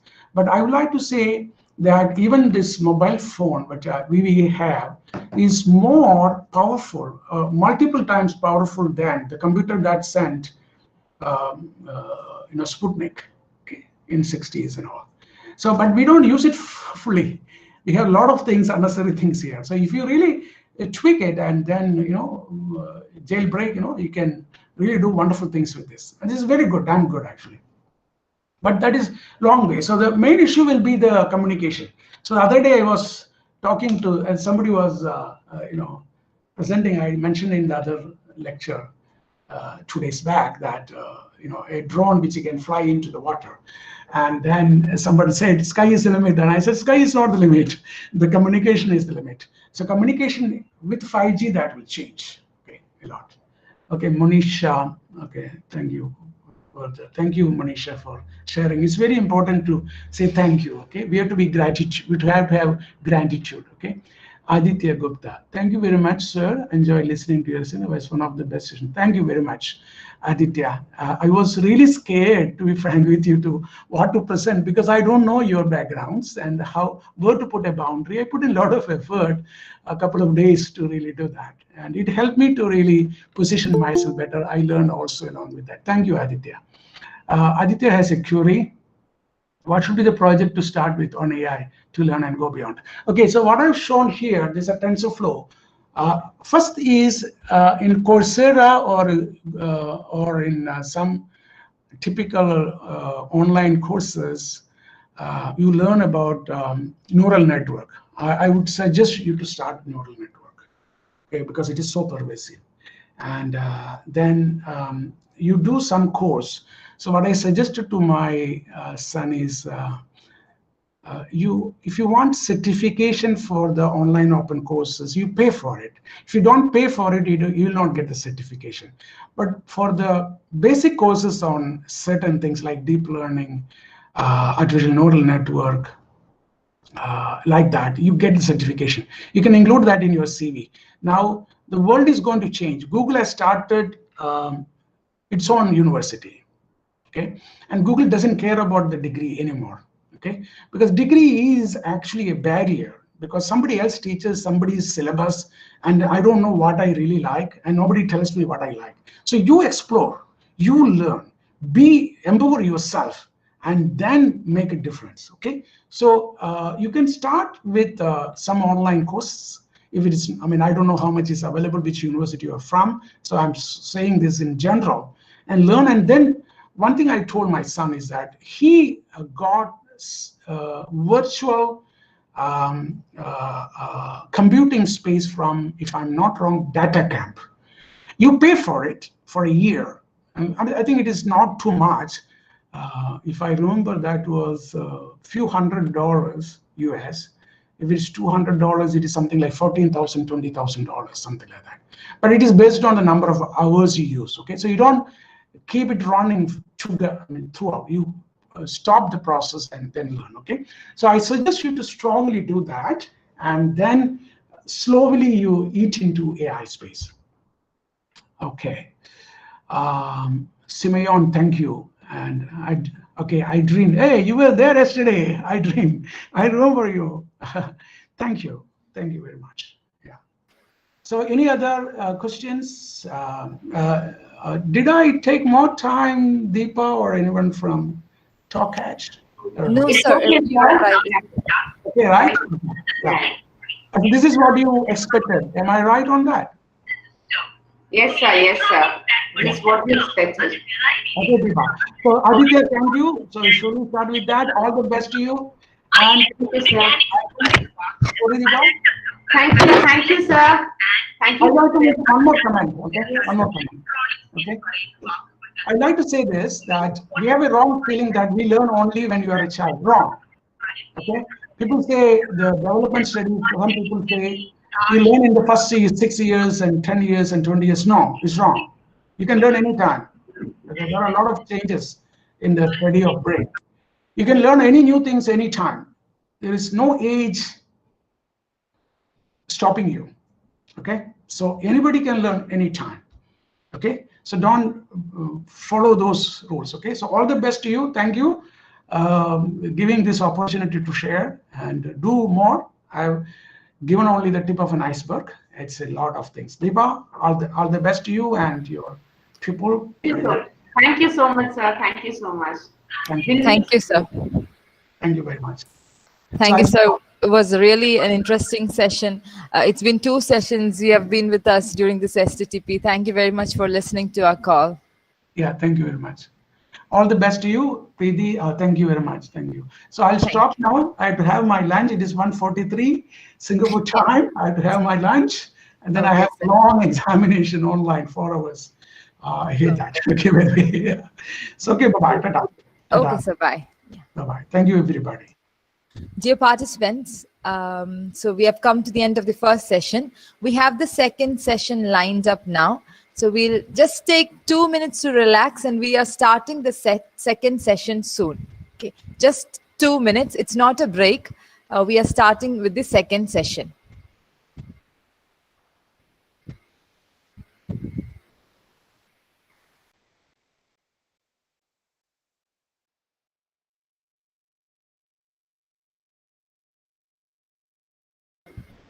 Georgina, miss?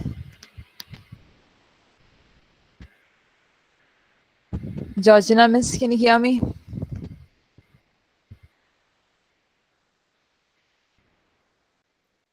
I'm here, miss. I'm just trying to share my screen. Can you hear me? I can hear you. Right. I'll just share the screen. Okay, ma'am.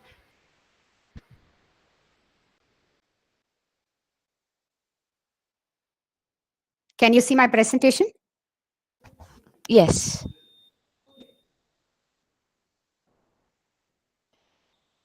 I think you can maximize the slide. Yeah, now it's good. All good now. Ma'am, just 1 minute and then we'll start the session. Just a No minute. issues, no Okay, issues.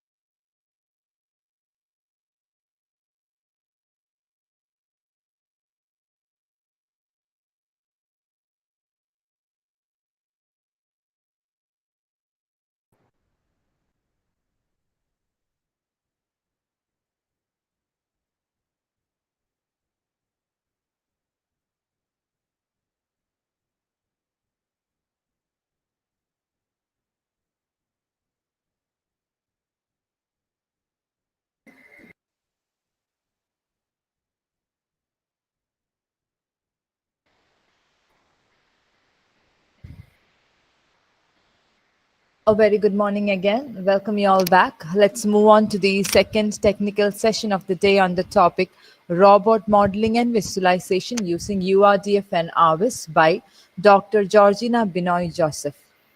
Dr. Georgina Binoy Joseph is Dean Academics in Charge and Associate Professor of the Department of Electronics in toch Institute of Science and Technology. Her PhD research was in the area of high-performance computing hardware.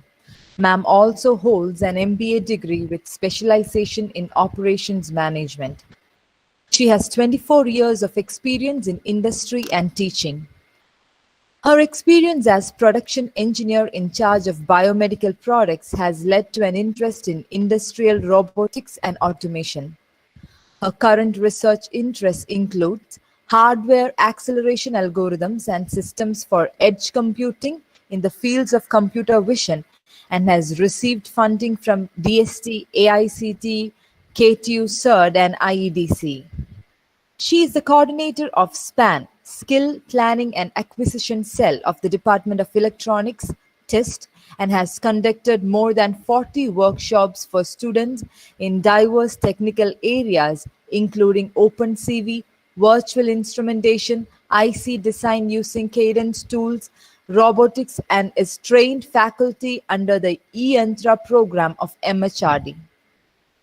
We are glad to have you, ma'am, today with us, and I kindly invite you for the session. Over to you. Thank you very much.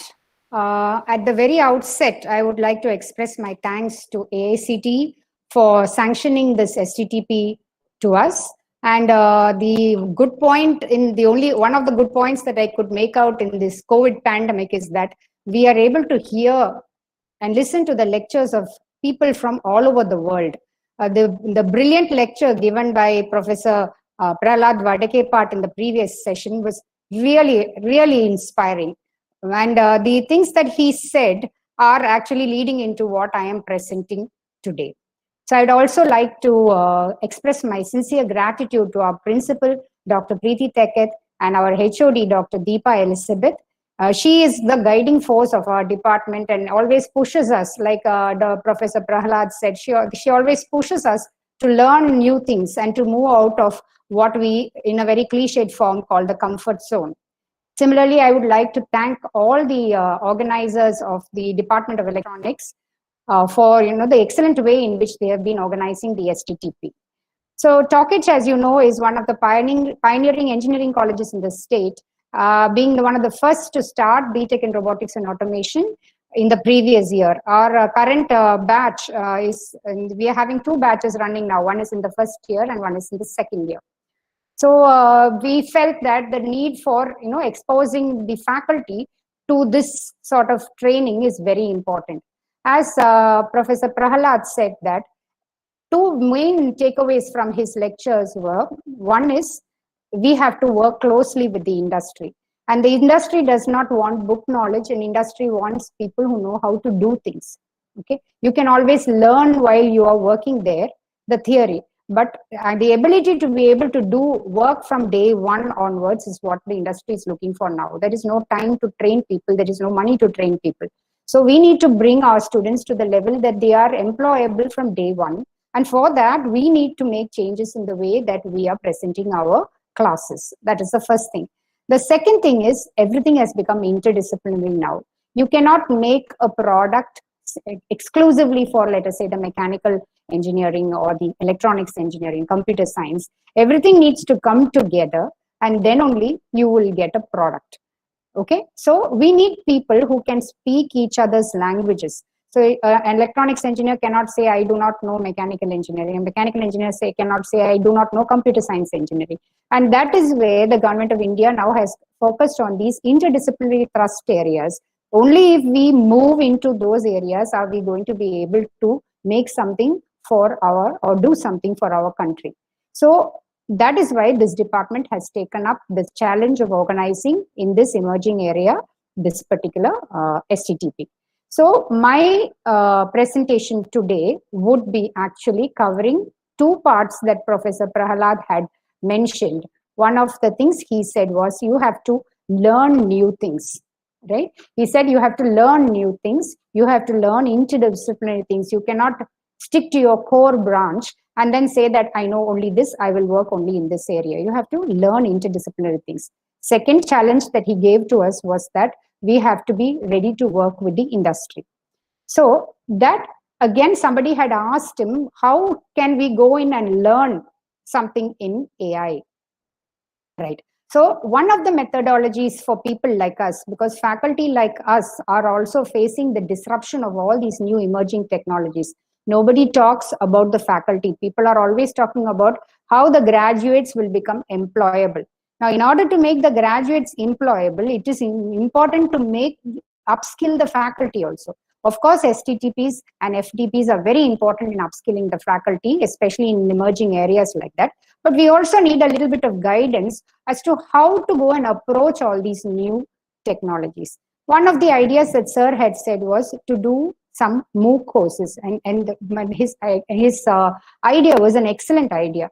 There are some really excellent MOOC courses for foundation in NPTEL SWAYAM. You can do Coursera courses, you can do edX courses. Even if you cannot afford to actually pay for the certificates, doing a course over there would be brilliant. Okay, but you have to choose your course in a very, very careful manner. Choose a course which has got a practical component in it, so that you will be doing as you're learning. There's no point in once again taking and doing a theory, right? So that is the underlying motivation behind organizing this presentation. Now, what I'm doing is, many of us are new to the field of robotics. My basic degree is in the field of electronics and communication. But since I have done my PhD with applications in various areas, I got interested. Plus, I have this background in the industry, so I got interested in multidisciplinary areas.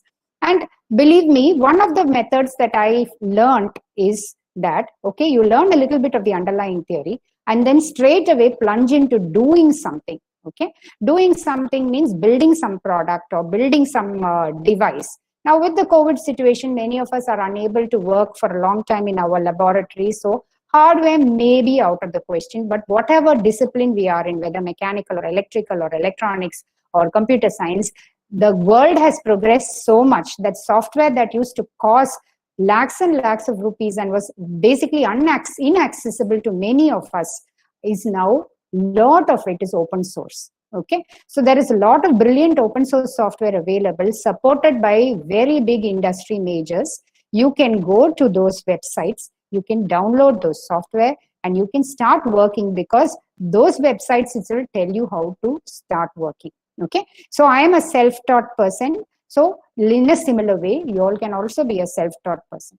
So when I started in the robot operating system ROS, I got bogged down by a lot of technical terms. There are a lot of terms that scare a person who is not from a computer science background. Okay, now how do I go do that? First of all, ROS initially used to work only on Linux. Now we have to learn Linux. Now how do I learn Linux? So all those kinds of doubts start creeping up in the mind of the student as well as the faculty. But just remember that we just starting out, to remove our fear, all we need to do is learn the basics that are just about enough for us to understand what is required. Once you have wet your feet, then what you can do, as they say, you can wade in and have a full bath. Okay, so first let us wet our feet. Now, I was very privileged that my lecture followed Prahlad sir's lecture, where he told you to do this exactly same thing. Just start, do some basic courses and just start, and then you will learn as you go. That starting is the only difficulty. After that, it becomes very easy. Now, the next thing I want to say is, tomorrow morning we have a session by an industry expert, Mr. Lentin Joseph, who is he's the author of many books on robot operating systems. So he is the actual true expert to teach you this portion. But I thought that it would be good for me to introduce the without all the terminologies, without the fear of all the jargon, if I'm able to introduce ROS to you before he comes in and teaches you, it will be easier for you to understand. Otherwise, what will happen? We will get lost in all those terms and we will think that it is more difficult than we can accomplish. It is actually not at all. All right. For a person of my generation, I am much, much older, maybe of the same time as Prahlad sir. If I can do things like this, the younger teachers and younger faculty of today can very, very easily do.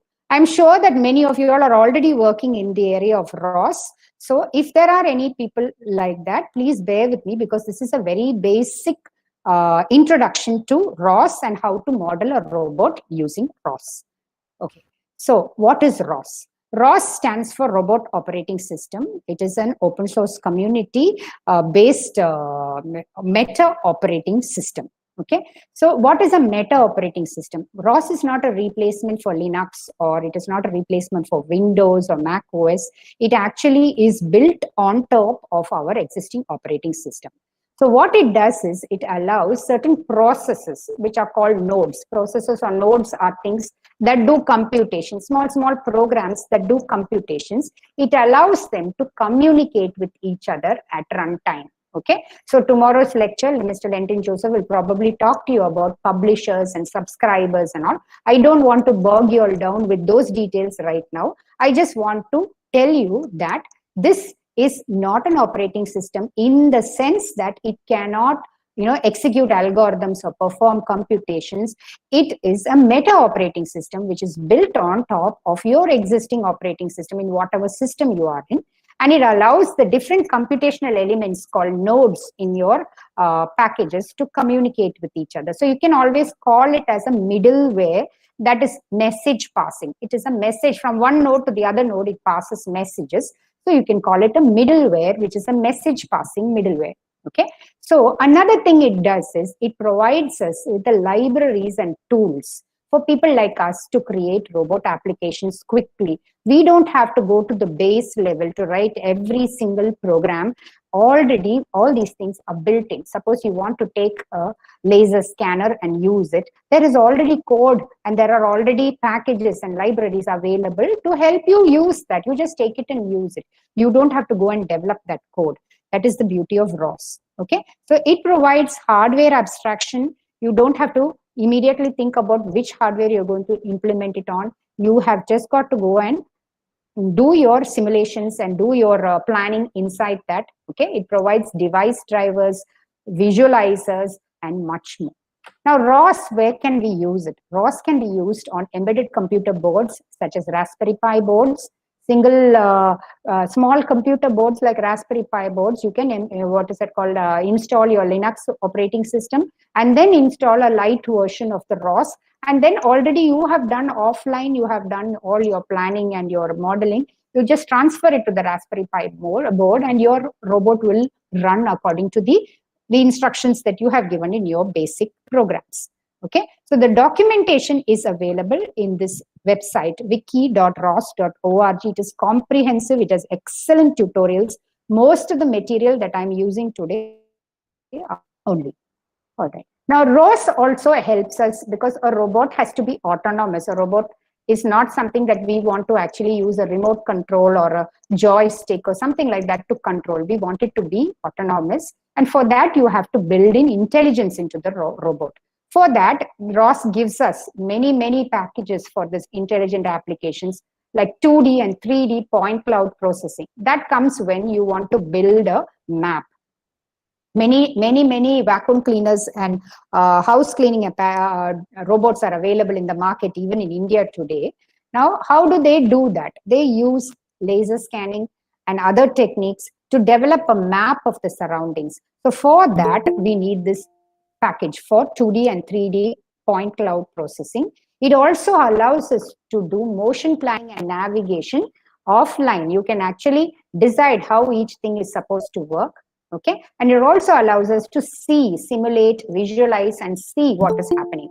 Okay, so that is why I said that ROS enables us to work quickly, fast, without getting bogged down by small details. Things that would have taken a very long time for us to do can be done quickly because ROS gives us all the packages and libraries for that. Now, there is a version of ROS called ROS Industrial that helps us to use ROS in industry. In the industry, most of the robots that are in use today are robotic manipulator arms. So for that, special ROS version or ROS libraries are used, and that comes under the heading ROS Industrial. In one of the institutions that I worked earlier, they had two 6 degree of freedom robots from Yaskawa. And the simulator that was used, or the software that is there in Yaskawa, is the Motorman simulator.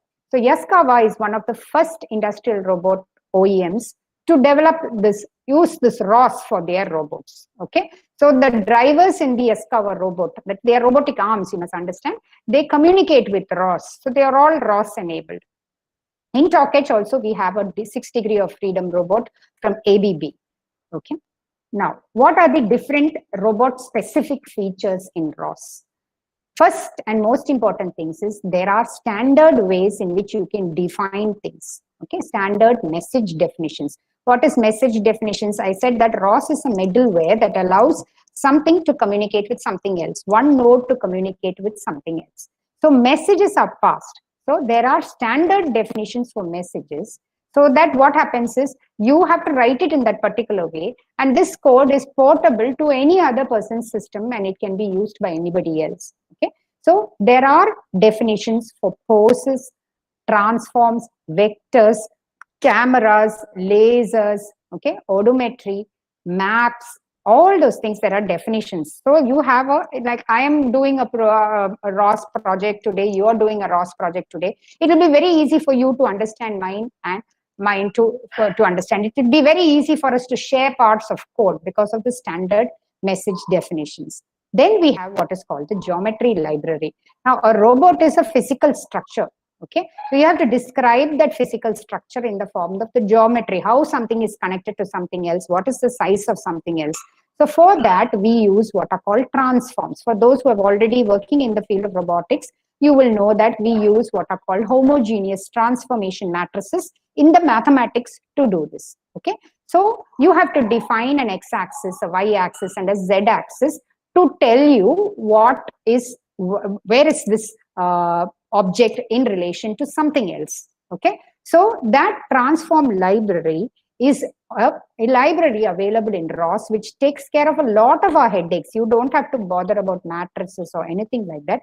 The whole thing is taken care of by ROS. So the TF library is a very, very useful and very, very important library That is, if I have one link and another link of a robot, what is the relationship of this link to the other link in geometry is taken care of by the transform library once you have defined the thing in what is called the URDF, which I will be explaining next.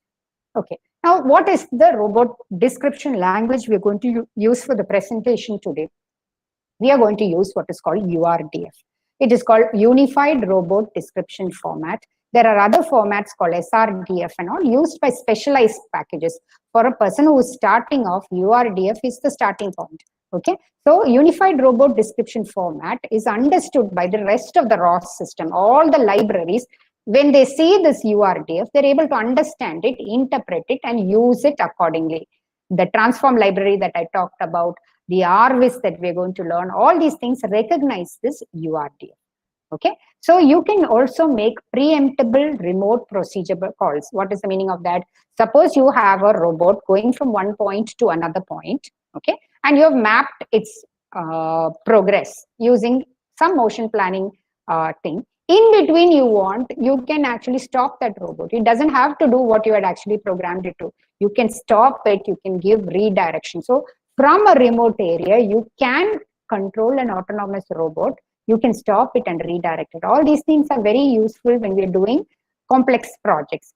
So there are diagnostics, post estimation, localization, navigation, so many things. They have packages that solve these basic robotics problems, making this an excellent software for people like us who are starting off into robotics project building. You don't have to get bogged down in trying to understand how these things work. Just take it and use it.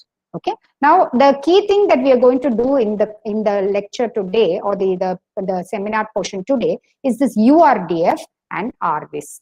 Okay. So URDF, I told you, is the way we are going to, is the language with which you are going to describe the robot. How does the robot look? What is its size? What is its color? How many things are connected? How many joints are there? All that we are going to describe using the URDF. And we are going to look at the robot in a visualizer called RVIS. Okay, we should remember that this is a visualization software, a three-dimensional visualization software, in which we are actually able to visualize many different sensor data. You can visualize point clouds, you can visualize maps, all those things you can visualize, but it is not a simulator. The simulator normally associated with ROS is called Gazebo.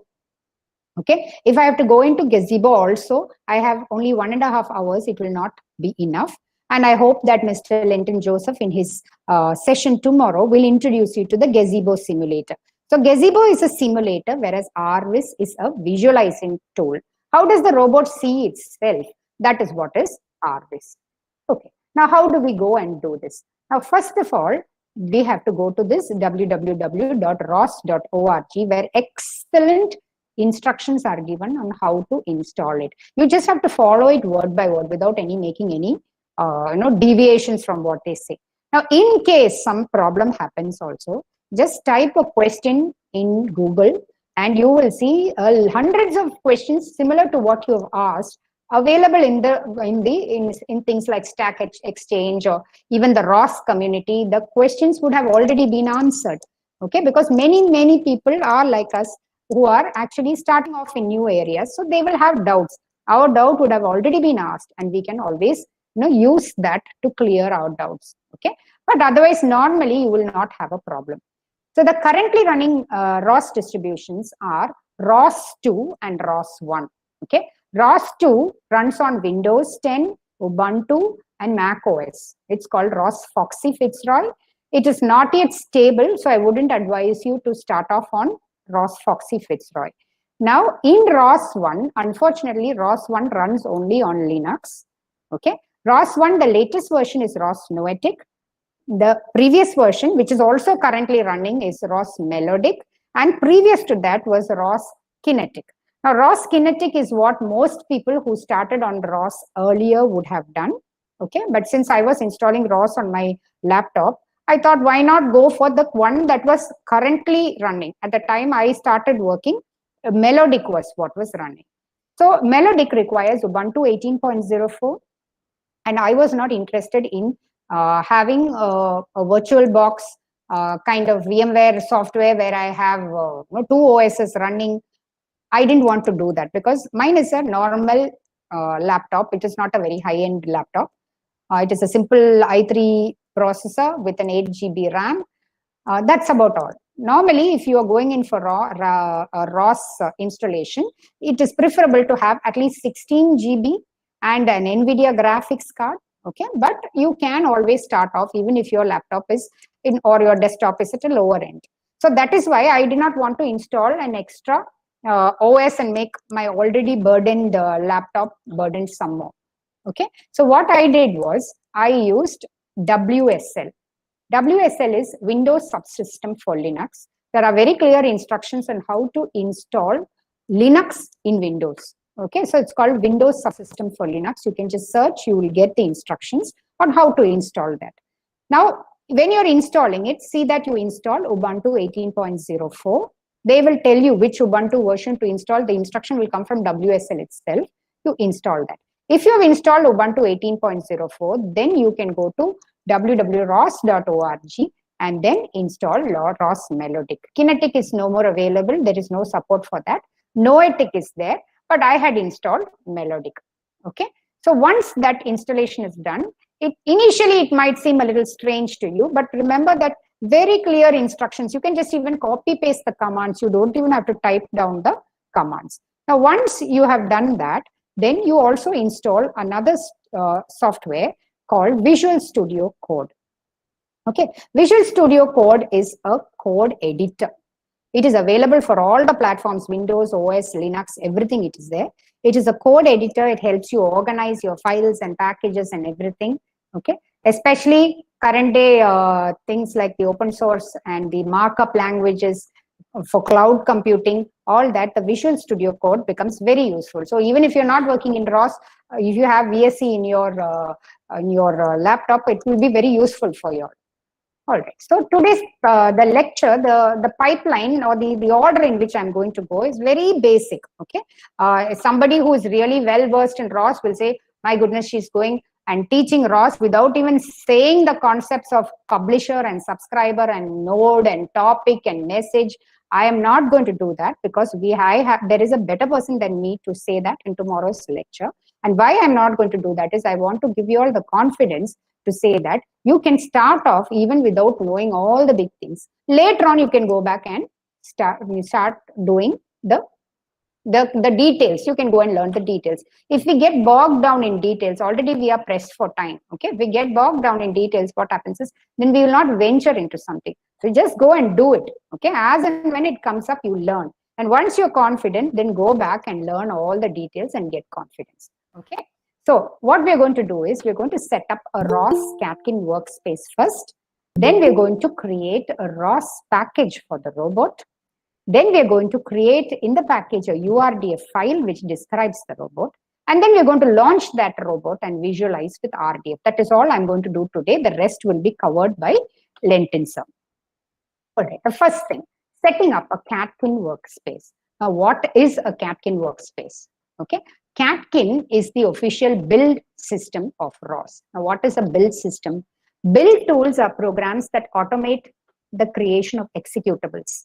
Okay, when any software, any of us are doing, when you write a code, finally when you say run or build, what is happening over there is your code is being compiled, it is being assembled, it is being linked. All those things will come and then an executable file will be created, and that is the one that is actually going to give you your output. Okay, so that is all this is. What is Catkin? Catkin is the build system of ROS.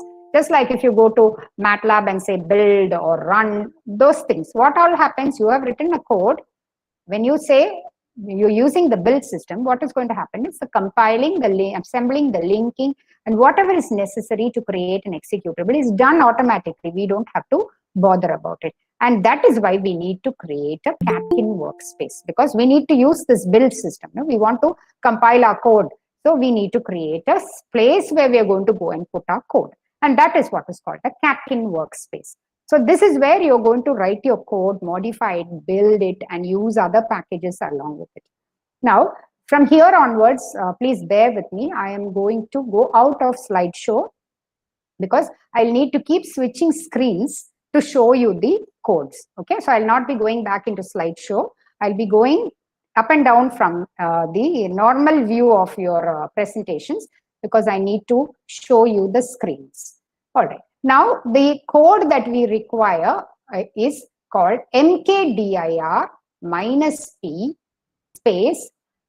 This is root, home, okay?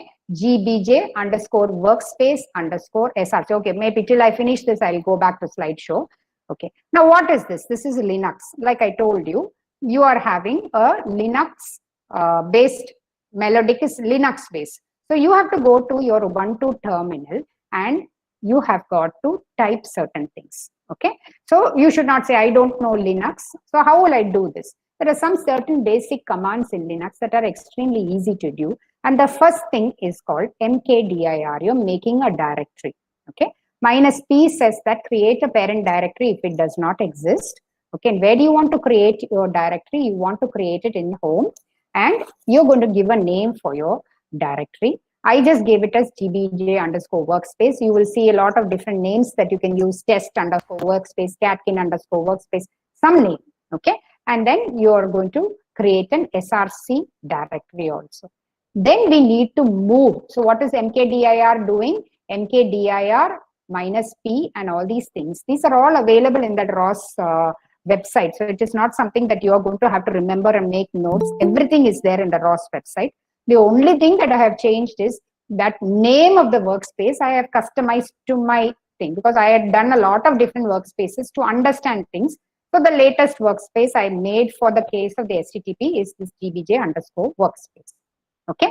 Next command in Linux is to change to that directory. Like in Windows, when we go and click on a folder, that similar thing, to open a folder, when you want to get into this newly created catkin workspace, the command will be space cd space, and which is the workspace you want to go in, home gbj underscore workspace. And the next command is called catkin underscore build. Okay, so once you do this catkin underscore build, what happens is this code, that package that you've created, the workspace that you've created will have certain things coming in it. Now we will see what are the things that are coming in it. All right. So the software in ROS is organized in packages. All right. So we have in the previous slide created a workspace. Now how did we create the workspace? Let me show you. This is an Ubuntu terminal. The first terminal we open. Okay. The first terminal, before we even do that catkin workspace thing, the first terminal we open and we run what is called the command ROS core. Okay, we just run the command. Just the only thing that you type over there is ROS core. After the installation, if you type this, what happens is you will get something, and finally you will get a thing ROS out. If you have got that, then your installation has been successful, and you should never ever close this. This is the master. Okay, so this particular thing has to always be running while you're doing your ROS. Then the next thing that you have to do is take another terminal. Okay, take another terminal, and in that terminal you have to type. Like I have typed some commands here because I did not want to waste your time. I've done all these things before itself. In a similar way, you just have to type the commands that I gave you. What are the commands that we had discussed? mkdir, you're creating a workspace. Then you are going to go into that workspace, and then you're going to do catkin build. Okay, when you do that catkin build, what happens? All the things that are required to create an executable inside that workspace will be done automatically by the build tool called catkin. Now, the next thing that comes is you have to create a ROS package. That's the second thing in your pipeline. You have to create a ROS package. Now, what is this ROS package? The software in ROS is organized in packages. Okay, a package contains many things, some of which we will put in there, some of which will come when you say build. Okay, so that's the beauty of ROS. The things that you want to do, you want to make a robot, you concentrate on that. The remaining things will come automatically when you do the build. So suppose I want to create a robot, I organize it into a package. Okay, so inside this package, what are the things that are there? The ROS nodes that we are going to write. Okay, configuration files, all those things will be there. The smallest thing in which you can do a catkin build is a package. Earlier, where had we done in the previous slide? Where had we done the Catkin build, we had done it in the workspace. Now inside this workspace, we are creating a package. Now inside that package, again, we can you can actually build. Okay, that is the smallest. You cannot go into a ROS node or a URDF file or anything like that and say build. You have got to build the smallest unit in which you can do a Catkin build is a package. So you can see that I have changed the directory again, CD, okay, and which is my workspace. I get into the workspace and I go into SRC. SRC stands for where I'm going to put all my source files. Okay, I'm going to put all my source files. So you can see over here in the, this is something that I had done earlier. It takes a little bit of time, so I don't have that much time to spend. So I have done it earlier and shown you what the output is. Okay, so CD gbj underscore workspace, I have gone in and I've said ls. The things that are in white in the Linux, many of you all know Linux, and I'm sorry to insult your intelligence by teaching you, but there may be some people who do not know Linux, so I'm just explaining. So when you say ls, look at in that black thing, that Ubuntu terminal screenshot that I've taken. When you say ls, what all are there in the workspace? You had done the Catkin build, no? What all are there in the workspace will come. So there is a directory called build, there is a directory called devel, and then there is another directory called src. So what we need to do is go into that directory called src. So since we're already in workspace, we can just say cd, change directory src, we will go to src. If we are out of it, if you're going in for the first time after creating, if you're totally out of it, you can give like this, go to src, like I have given in the slide. Okay. Now the next statement that you give is catkin underscore create underscore package. Then comes a space and the name of the bot that you want to create. That is up to you. You can give any name that you want over there. It cannot have spaces in it or hyphens in it. It has to have an underscore only if at all you need. Okay. Then a space and ROS-Py. What ROS-Py is, most of my work is going to be done in Python. So I enabled ROS-Py. Then standard messages. So it will give you, it will communicate with you what all things that are happening when you're running your programs. If any errors are there, all those things will be communicated. Now, where do I get this particular statement? It is there in the web on ros.org. Just you have to take and copy paste it into your Linux terminal. Once you do that, you get out of src, the cd space dot dot. What is cd space dot dot in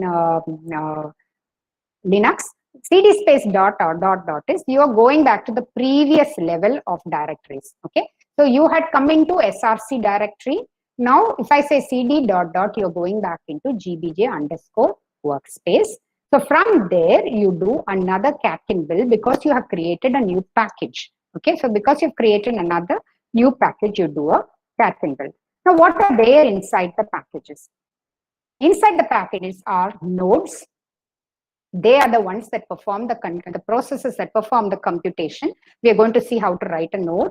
Okay. Then there's something that comes automatically when you do the catkin build. It's called cmake list.txt that is used for the building of the packages. Then there's something called package.xml. It's nothing that we are going to do. Nothing. We are not going to write any of these things. All these things will come automatically. Okay. So it gives all the details of the packages. And then there are what are called .yaml files, which we may need to modify once you are more confident about using ROS, then you go there. Otherwise, just leave whatever .yaml files are there. YAML is a data serialization kind of language. It actually means YAML is not or ain't a markup language. That's why it's YAML. YAML files are data serialization language-based files. You don't have to worry about that in the beginning. Later on, when you get little expert, you can go and modify things like your PID control parameters like KP, KI, and KD, and all. You can go there and tune and put the tuned values. Okay. And the last is the launch files. Now, launch files are very important. We are not going to study launch files today because I'm going to take a standard launch file and run it. Okay, but when you're going to have multiple nodes running at once, then we can put all these things together into one file to launch the simulation or the RViz. You don't have to separately take files and launch them. Together we can do, but that is also not going to be covered in this presentation. All right. Now let us go and see what is a URDF. URDF is written in XML format. All of us know HTML. Similar to HTML, XML is another markup language, extensible markup language. Okay, so it doesn't do any computations or anything like that. You cannot run programs that do A is equal to B plus C or anything like that. It is just a structured data that you write and you use for transporting and all that. It gives you some kind of a structure for the communication of the data for storage or transportation and all. So it is not like a C programming language or anything like that. It is just a markup language. So using this extensible markup language, you just access applications in other places. It is not exclusively used for robotics only. There are a lot of applications for XML. One of the places where XML is used is in ROS for writing the URDF. Okay, in this XML file, there will be tags and text, and these tags are the ones that provide the structure to the data. Okay, so the first thing that we have to do to create the URDF is to go to Visual Studio Code, right click on the bot package that you've created and create a new folder called URDF. Okay, so we'll go and see that. So this is my Visual Studio Code. I hope it's visible to you all. Is the Visual Studio Code visual? Okay, it's gone. Is it visible? I think it has hung right now. Now it's coming back. Yeah. Now is it coming back now? Yeah. Can you all see it? Can see it. All right. Okay. So this is my VSC. Thank you, Shion. This is my VSC. If you look on the left side, the Explorer is given. So you can see the workspace that we created.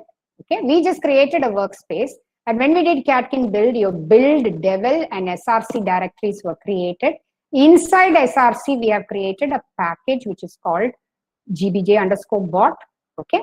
Inside that, again, because we did Catkin build, we got config, launch, the package was created, no? Config, launch, SRC, all those things started appearing. Okay. Once more, I'll just say, when we created the workspace by that one thing, we said, no, create the workspace.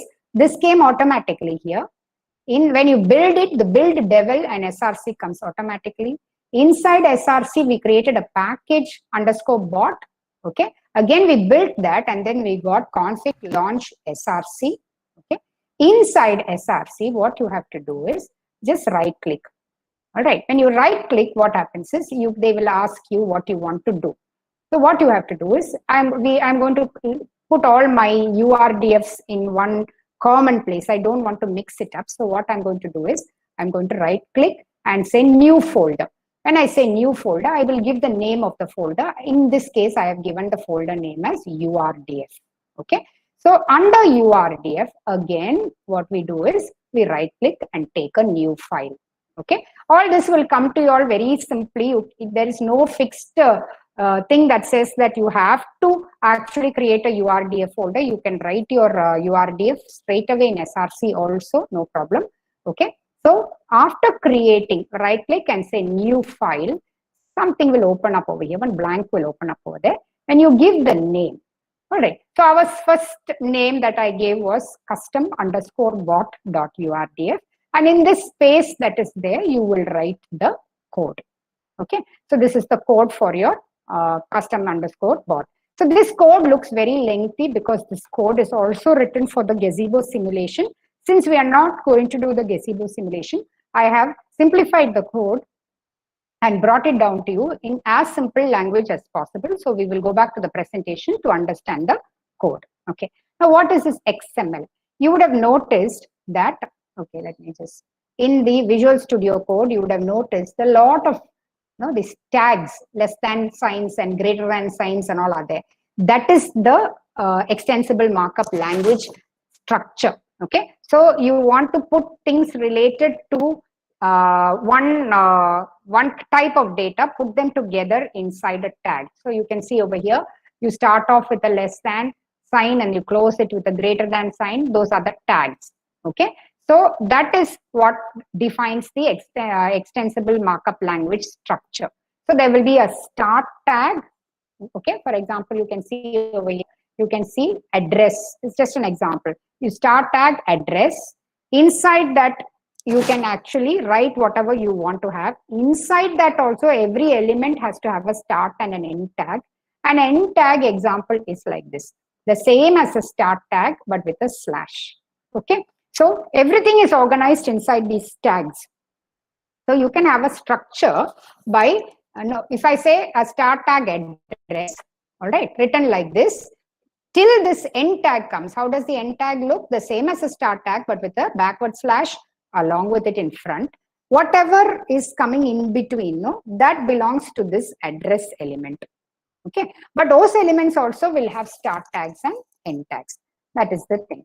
So before we go into the writing of URD code, let us try to understand how we're going to write that code. So here we're going to look only at, because we are only writing the URDF, we are only going to look at the kinematic representation of robots. What is robot kinematics? It takes the geometry to study how the robot is moving. Okay, our robot will be moving. No, it will have, like, for example, here this is a diagram of a humanoid robot.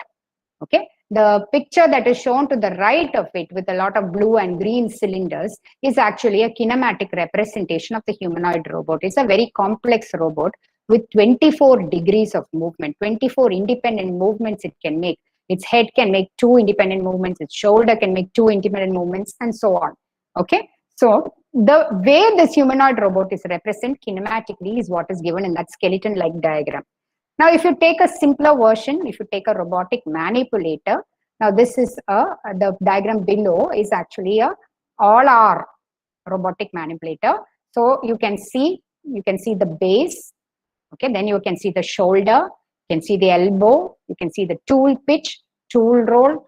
Okay, this is a 5 degree of freedom robotic manipulator. There's no tool yaw is not given. So there are 5 revolute joints giving you 5 independent motions. So that is why we call it 5 degrees of movement. Sorry, 5 degrees of freedom. So what we are going to do in kinematics is apply this geometry. You can see, in the picture of the manipulator, you can see a lot of x-axis, y-axis, z-axis, theta, and lengths and all. So we are actually applying geometry to study the movement of this kind of structures. Okay. Now, what are robot structures going to be relating as? Robot structures will be modeled as kinematic chains. They contain links. Look at the humanoid robot. There are a lot of sticks that you see. Those are your links. Okay, those are the rigid bodies that are actually being connected by something. Okay, so similar, if you see your manipulator, you can see some links, some rectangles you can see. Those are your links. They are modeled as rigid bodies. And the things that connect the links together, for example, one link is there and another link is there. These 2 links have to move with respect to each other.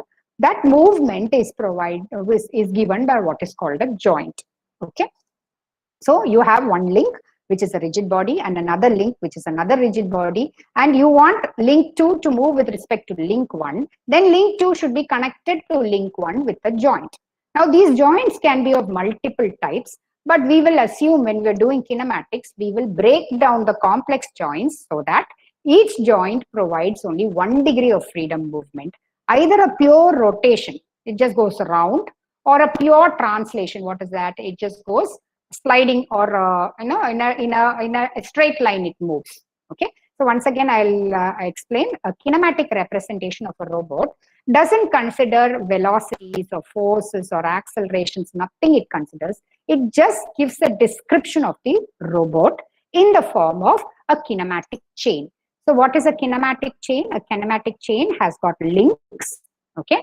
And these links are allowed to move with respect to each other because one link will be connected to another link using a joint. Joints can have multiple degrees of freedom. That is, they can have many independent motions clubbed together into one joint. But when you come to a kinematic chain, we sort of break down that complex number of degrees of freedom into pure rotations or pure translations. So we will start off our description of URDFs by building the most popular kind of robot that our students love to play around with. That is a mobile robot. Okay. Now this is not a mobile robot like Jisha madam said yesterday, the differential drive robot, where we had a left wheel and a right wheel. This has an extra wheel that is called a caster wheel. Madam's description was having a caster wheel which was not driven. Okay, in this particular robot, there is a caster which goes round and round. You can see in the diagram the caster wheel rim. It goes round and round. Okay, but there is a driving actuation for the caster wheel as such. There's a caster wheel as such. So this is not a differential drive robot with only left and right wheel. There are three wheels: a left wheel, a right wheel, a caster wheel, and also a caster that rotates. So this is the kind of robot that we are going to build, and that is what I showed you in that Visual Studio Code also. So let us start off. Okay, so when we start off, let me go back to the previous picture. Where do we start? So we have to start with what is called the base. Even if you're building a robotic manipulator, we start with what is called the base. So let us see how to create the base. For us, our base will be that red box. Okay, so that if you see the picture, it looks nice in a nice shape with a lot of yellow designs on it. I'm not going to do it that way at all. What we're going to do is just make a box. Okay, a cube or cuboid, a rectangular shape that is three-dimensional, a cuboid. That's all I'm going to make. I'm not going to make those design kind of things. Okay, so when you start the code, you have to write the first sentence, and that is which version of XML are you going to use. Okay, now you can ask, where are we going to get this code and all? Do I have to write it down now? There's no need at all. There are excellent tutorials created by the ROS community, and from that you can just list the code when you're starting off. And then even after that, when you've become expert in that, you can always modify the codes that you have to suit. You don't have to write everything from scratch. Okay, so don't get scared. Where will we get this code? It is available already on the net. Okay, so XML version is the first line that we write. Then we have to give a name to our robot. All right, so the name I'm giving to my robot is specific to me. I have to give it in quotes. You can give what name you want. Okay, then now we are starting to describe the robot. So you can see that the first two lines were put in tags. Okay, a less than sign and equal to sign. Okay, now we're going to start describing the robot. So the first thing that we have to describe is the base link. So we have to give that name to that link. So how does it start? Link name is equal to, and you give the name. I'm going to call my base link, that red box, I'm going to call it base underscore link. Then within that, see, you can understand that the start tags are there. The robot has been started. The link has been started. I gave the robot's name. I have given the link's name, but the end has not come. So whatever is coming now in this XML code, this link name equal to visual geometry, everything is coming under that element called robot. Okay. Now similarly, whatever follows that link, no, that is coming under the visual geometry and all comes under that link. Till the end of the 10 tag comes, whatever you're writing comes under those corresponding element names. So that is how we get a structure over here. All right. Under link, there are certain elements that we have to give. The first thing is called visual. Okay, visual means obviously you know how does this thing look. Now in that, in the visual element, you have to give the size, you want to give the color, all those things you can give. There are other things. If you're going to go for gazebo simulation, under the link itself, we will have to give elements called collision. You'll have to give elements called inertial elements, all those kinds of things. But we are not going to go into that, so we will restrict ourselves with this. So visual, geometry, look at the geometry. What did I say? We are going to make like a red box. Okay, very simple. The keyword that you use there is box. Then you have to say size is equal to double quotes. Okay, double quotes. You have to give the size. So I want in the X direction, I want 0.6 meters. In the Y direction, 0.3 meters. And in the Z direction, I want 0.1 meters. So it's up to you to decide what is the size that you want. And you can see that I have given a backward slash here. Okay, this is a single element inside your geometry. So I don't have to open it and close it. Okay, box and size. I don't have anything more. So I just closed it there. So there's the start tag and the end tag, everything is combined together. I just closed it over. Okay, with that, I'm also closing geometry. You can see geometry is also closed. The end tag has come slash and geometry. After that, I'm going to give the color. Color comes under the element material. So material name is equal to red. You can actually do something like define these colors previously itself. Okay, you can just define these colors previously itself, and then you can just stop at this material name equal to red and put a backward slash, and that will be done. Or you can do it like this, material name is equal to red. Now in that case, what is the color of this material? I just wanted to show you these elements, that's why I've written like this. What is the color? You have to define. Okay, the color is defined in the format RGBA. So RGB, all of us know, A stands for the opacity of that box. Okay, if you put A is equal to 0, then you can't see, you'll be able to see through the box. Okay, fully transparent. If you put A equal to 1, which is the largest value you can have for A, then it is a fully opaque box. You can't see through it to the behind. Okay, so that is A. It is an alpha parameter. That's why it's called A. It is a number between 0 and 1. 0 is for fully transparent and 1 is for fully opaque. Similarly, you have R, G, and B. We wanted a red box, no? A nice red box. So I put R equal to 1 and G equal to 0 and B equal to 0. Now suppose you want a lighter red, then you put a R value somewhere above 0 to 1. Again, RGB values range from 0 to 1. You want to mix up colors, you put a little bit of value for R, put a little bit of value for G, you'll get another color. You put some values for RGB, some other color, you'll get it. So the color mixing already all of us know, because from school we are learning that. So based on that, you can give what color you want. You can give different values for RGB, but all of them should lie between 0 and 1. So material, that is the color, is also closed. N tag for material. Now visual is done. So N tag for visual. Base link has been defined. So N tag for link, /link.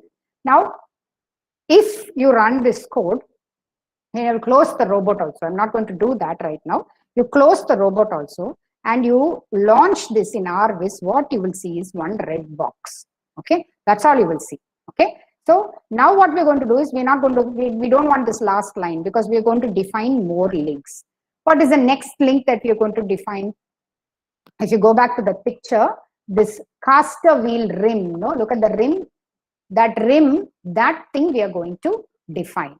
So that is going to be connected where, just imagine this, it is going to be connected to the red box. Where is it going to be connected in the red box? It is connected to the front of the red box. Now what direction is that? That is our X direction. Okay. What was the dimension that we had given in the X direction? The dimension of the X direction was 0.6 meters. If you remember, 0.6, 0.3, 0.1, if I remember right. Yeah, 0.6, 0.3, 0.1. So we want to place this caster wheel rim in the front of your red box. The X direction of your red box is actually 0.6 meter long. So the origin of your red box will be in its center. Okay, right in the center, you will have the origin of the red box. So if you are going to talk about the rim going to come in the front in the X direction, it means we have to go 0.3 meters to the front. Okay. The origin is where? In the center of the box. What is the total length of the box in the X direction? 0.6 meters. So if you want to place the wheel in the front, you have to go 0.3 meters to the front. Okay. Now similarly, what is Y? I don't want to change Y. I want this to be in the center itself. So Y I will not change. 0 itself I will give. Then what about Z? Z has to be slightly to lower. Otherwise what will happen? Your caster wheel and rim and your box will be at the same height. Okay. You don't want that. You don't want when your robot is running, you don't want the bottom of the box to drag on the ground. So we'll have to move slightly downwards in the Z direction. Okay, so remember the things that we have to change. That is, we want to fix the second link, that is the caster wheel ring, in the front. That is, you have to move 0.3 meters in the X direction. Okay, we don't want to change the Z, let it be in the center itself.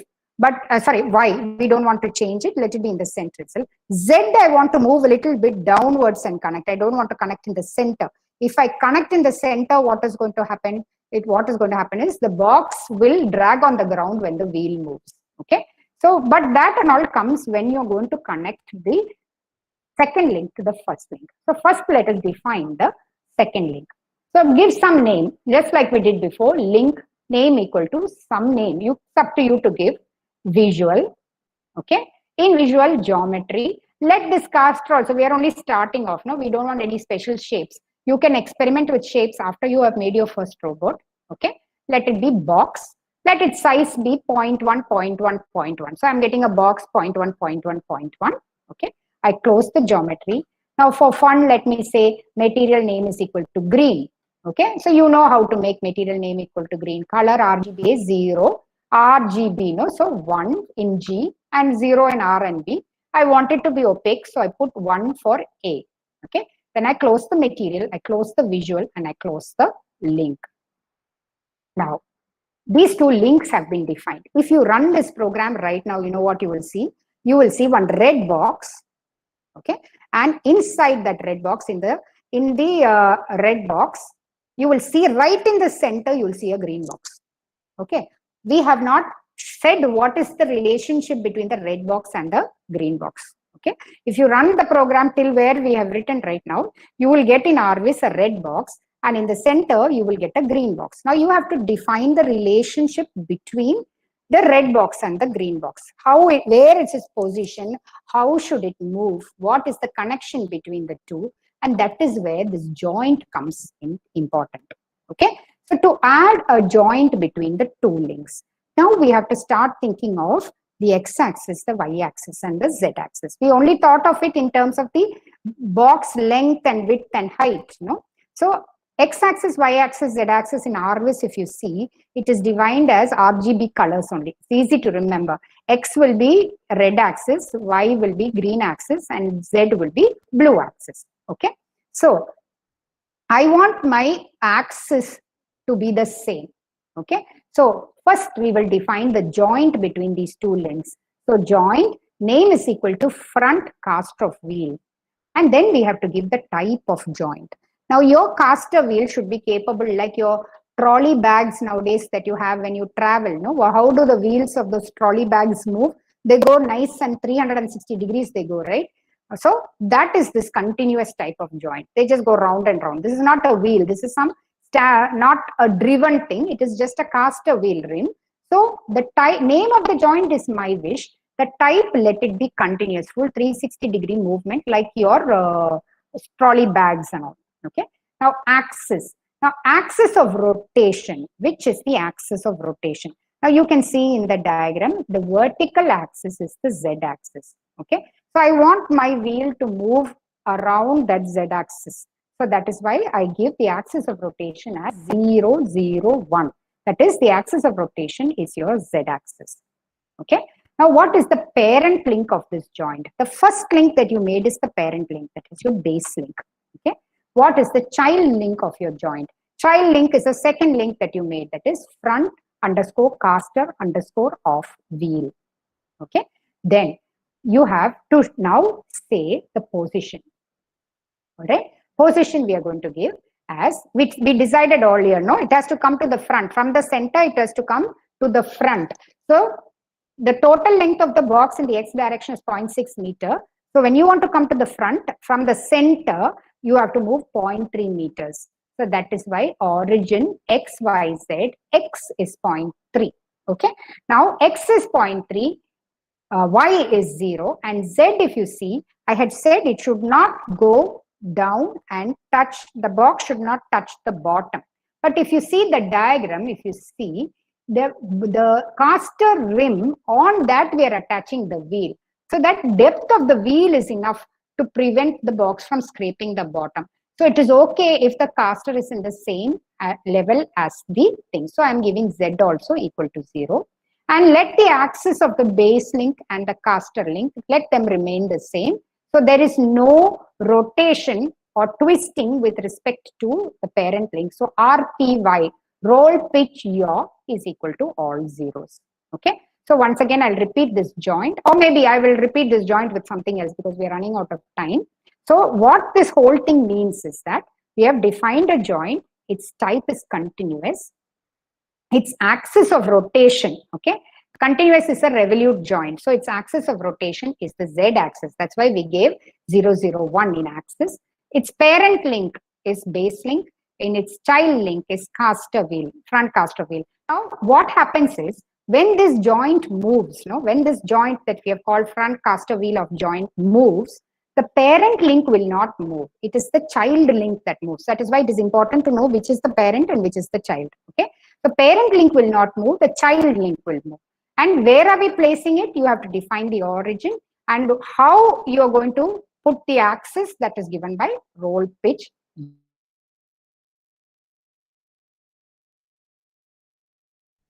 You have a revolute joint and your continuous joint. Both are rotary. Okay, revolute movement. The difference is that continuous joint has no upper and lower limit. It will go full 360 degrees round and round and round. But revolute joint has a limited range. It can only go like the hinge on your doors. The hinge on your doors, they're limited by the frames of your doors. They cannot go full 360 degrees round. You have walls and your frames and all. No? So there is a limit. There's an upper limit to which your door hinge can rotate and close, right? So revolute joint and continuous joints, both are revolute only, but revolute joint has an upper and lower limit. Okay. Now a prismatic joint is a sliding joint, moves linearly. Again, it has upper and lower limits. And the thing is that the joint slides along the axis, that is an axis of rotation, like that. We have to define an axis of sliding. So the prismatic joint, the joint slides along the axis. Opposite to that, there is another joint called the planar joint. What the planar joint is, it does is it allows motion in the plane perpendicular to the axis. So there are two types of sliding joints. You can choose the one that you want. Okay. Then there is a fixed joint. Suppose you want to lock together two things and they should not move with respect to each other. Then you call it a fixed joint. There is no movement in any direction of the fixed joint.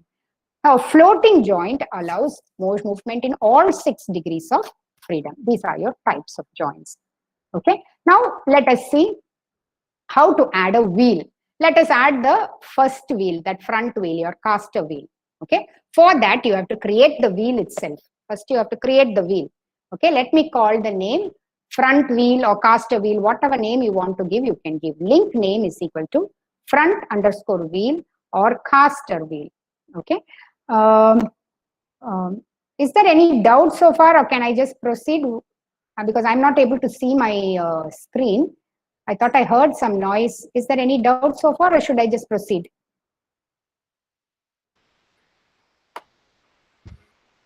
Okay, participants, if you have any doubts, you can unmute your mic and ask. Because I thought I heard some message kind of noise. Is there any doubt? No. It's okay. Can I proceed? Yeah, we have 2 questions, but we can discuss it after the session. Okay, thank you, Shion. Thank you very much. All right, so now let us, how to make that black wheel that is there. Okay, so link name, you can give it as caster wheel or front wheel. The visual has 2 elements, that is geometry and material. We know geometry, now we want a wheel, right? So we can define a wheel as a cylinder. What size you want, you decide. What should be the radius of the wheel? What should be the length of that cylinder? So you know what a cylinder is like, no? It'll have a length and it'll have a radius. So depending upon your, you would have actually visualized your robot earlier before you're going to actually write the program. So what design you have created, you can do. One very interesting thing is actually for mechanical engineering people, you can actually create your models in things like SolidWorks. You'll use your 3D modeling you can do in SolidWorks, right? So you can do it in SolidWorks and all those parameters you can transfer to ROS. Okay, so things like that you can do. This and all has been done just by hand. So cylinder radius 0.035, length 0.05. Okay, and that completes geometry. I want a black wheel. So black means what will be RGB? R will be 0, G will be 0, B will be 0. Not transparent. So 1 for A. Material is over. Okay, so that will create a wheel. Now I want to connect this wheel to the caster wheel. Okay, now this wheel has to be connected to the caster wheel. So what happens here? You have a joint there. We'll call it by some name. Let it be continuous, because wheels also keep rotating 360 degrees, no? Unlike the door hinges which have upper and lower limits. So let it be continuous. Which axis I want it to rotate on? Let it rotate on its z-axis. Okay, 0, 0, 1. On its z-axis, let it rotate. What is the parent link? The parent link is the caster. The front caster of wheel is the parent link. What is the child link? The child link is the new wheel that you have created. So child link is front wheel. And origin. Now here only we have to put in a little bit of our visualization skills into play. Compared to the parent link, where should be the front wheel attached? Compared to the caster wheel, where should be the front wheel attached? So we have given it as, it is attached 0.05 movement forward in the x direction. Okay, y is the same, so it is in the center only, and z it is 0.05 meters downwards. That is why it is given as minus. Okay, 0.05, the wheel is protruding a little bit in the front, right? It is outside the caster, little bit will be outside the caster. So caster, our size, what was the size of our caster? Our caster size was 0.1, 0.1, 0.1. Okay, so that is why we have chosen half of that. Let it come out of that, no? So 0.05 out. Okay, why let it be like that itself? Okay, and let it come a little down in the z direction. Let it come a little down. Minus 0.05. Down is minus. Okay, otherwise if you wanted to move up, it would have put as plus. Then what about the axis? Your axis of rotation for a wheel is actually horizontal. No, just imagine your wheel is going round and round an axis which is horizontal. We have defined our axis as the z axis. So we have to now make the z axis horizontal. For that, what you have to do is, you have got to rotate this joint in order to make the z axis horizontal.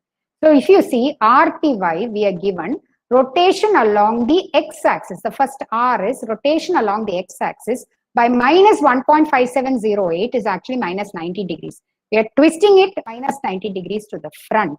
Okay, and the remaining things are the same. So like that, you can add the right wheel and the back wheel and all these things are available on the net. You can see the position, the axis, all these things you can do. Now let me go to RVis. RVis, as I said, is a 3D visualization tool. Okay. Now in this 3D visualization tool, we can see things from the perspective of the robot. It is not a simulation tool. You cannot set up obstacles and all those things. That has to be set up in Gazebo. Okay, but if you set up a real world in Gazebo, you can see all those things as the robot sees it. You can see it in the thing. If the robot is equipped with a laser scanner, it will be able to see your obstacles. You can see the point cloud corresponding to the obstacles. If it doesn't have a laser scanner, you won't be able to see the obstacles at all. Okay, so this is from the perspective of the robot. What you can see is what you see in RVis. So what we have to do is, in another Ubuntu file, what you have to do is, you have to launch you have to give a launch file. Okay, so a launch file can be written. All right, if you're going to have a Gazebo launch, you have to have a separate launch file.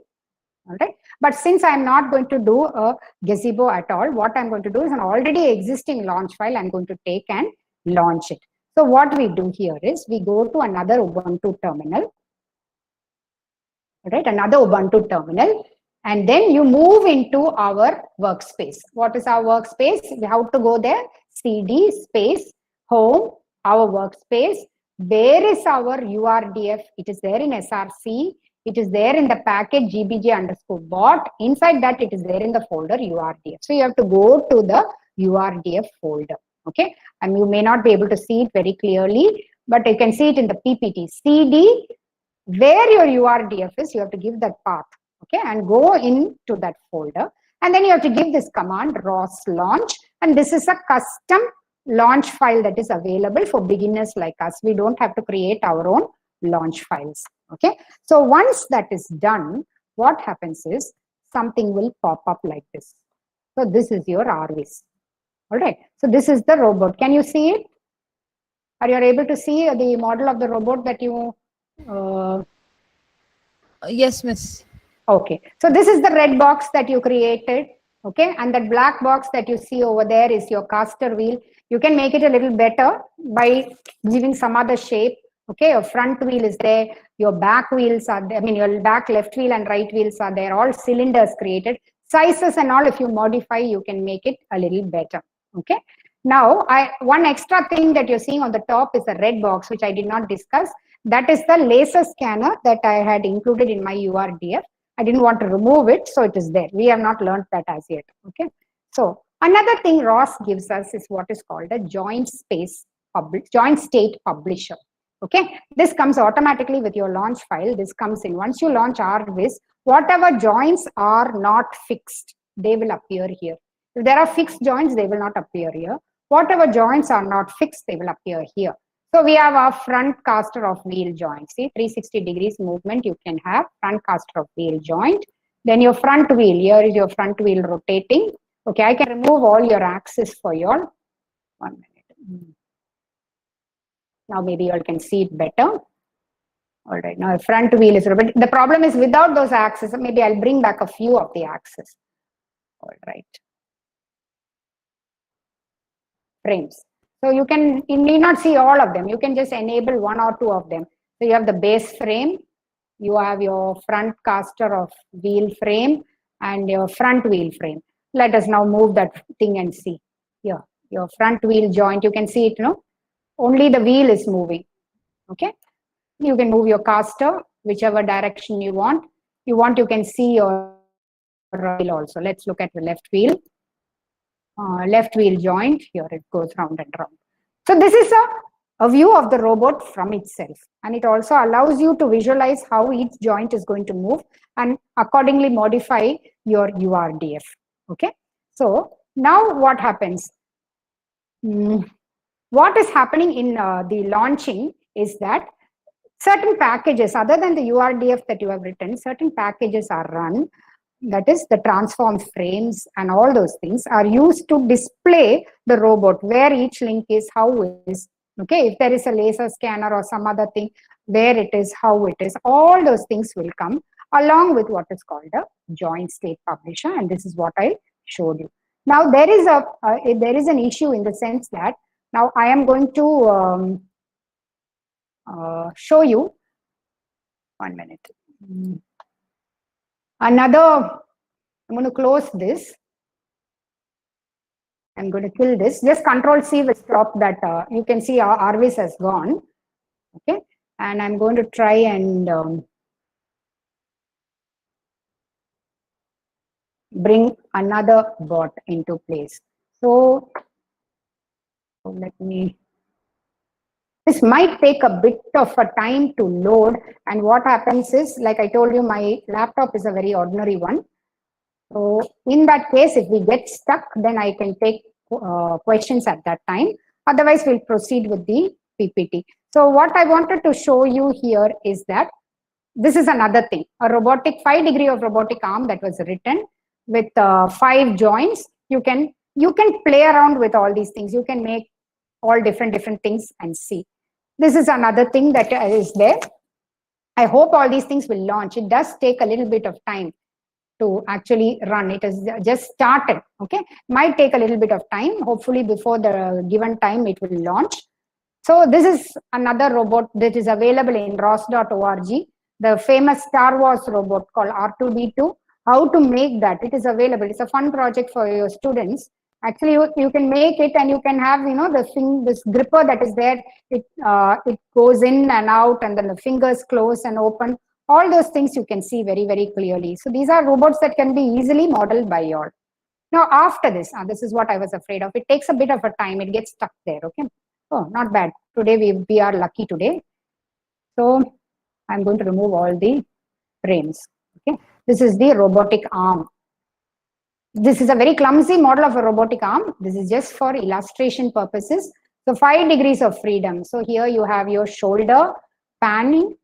Okay, your shoulder pitch joints. All right. Elbow roll joint.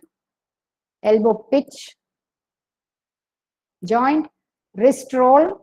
And you have your finger joints. You can see sliding movements. So far we have been seeing only revolute movements. No?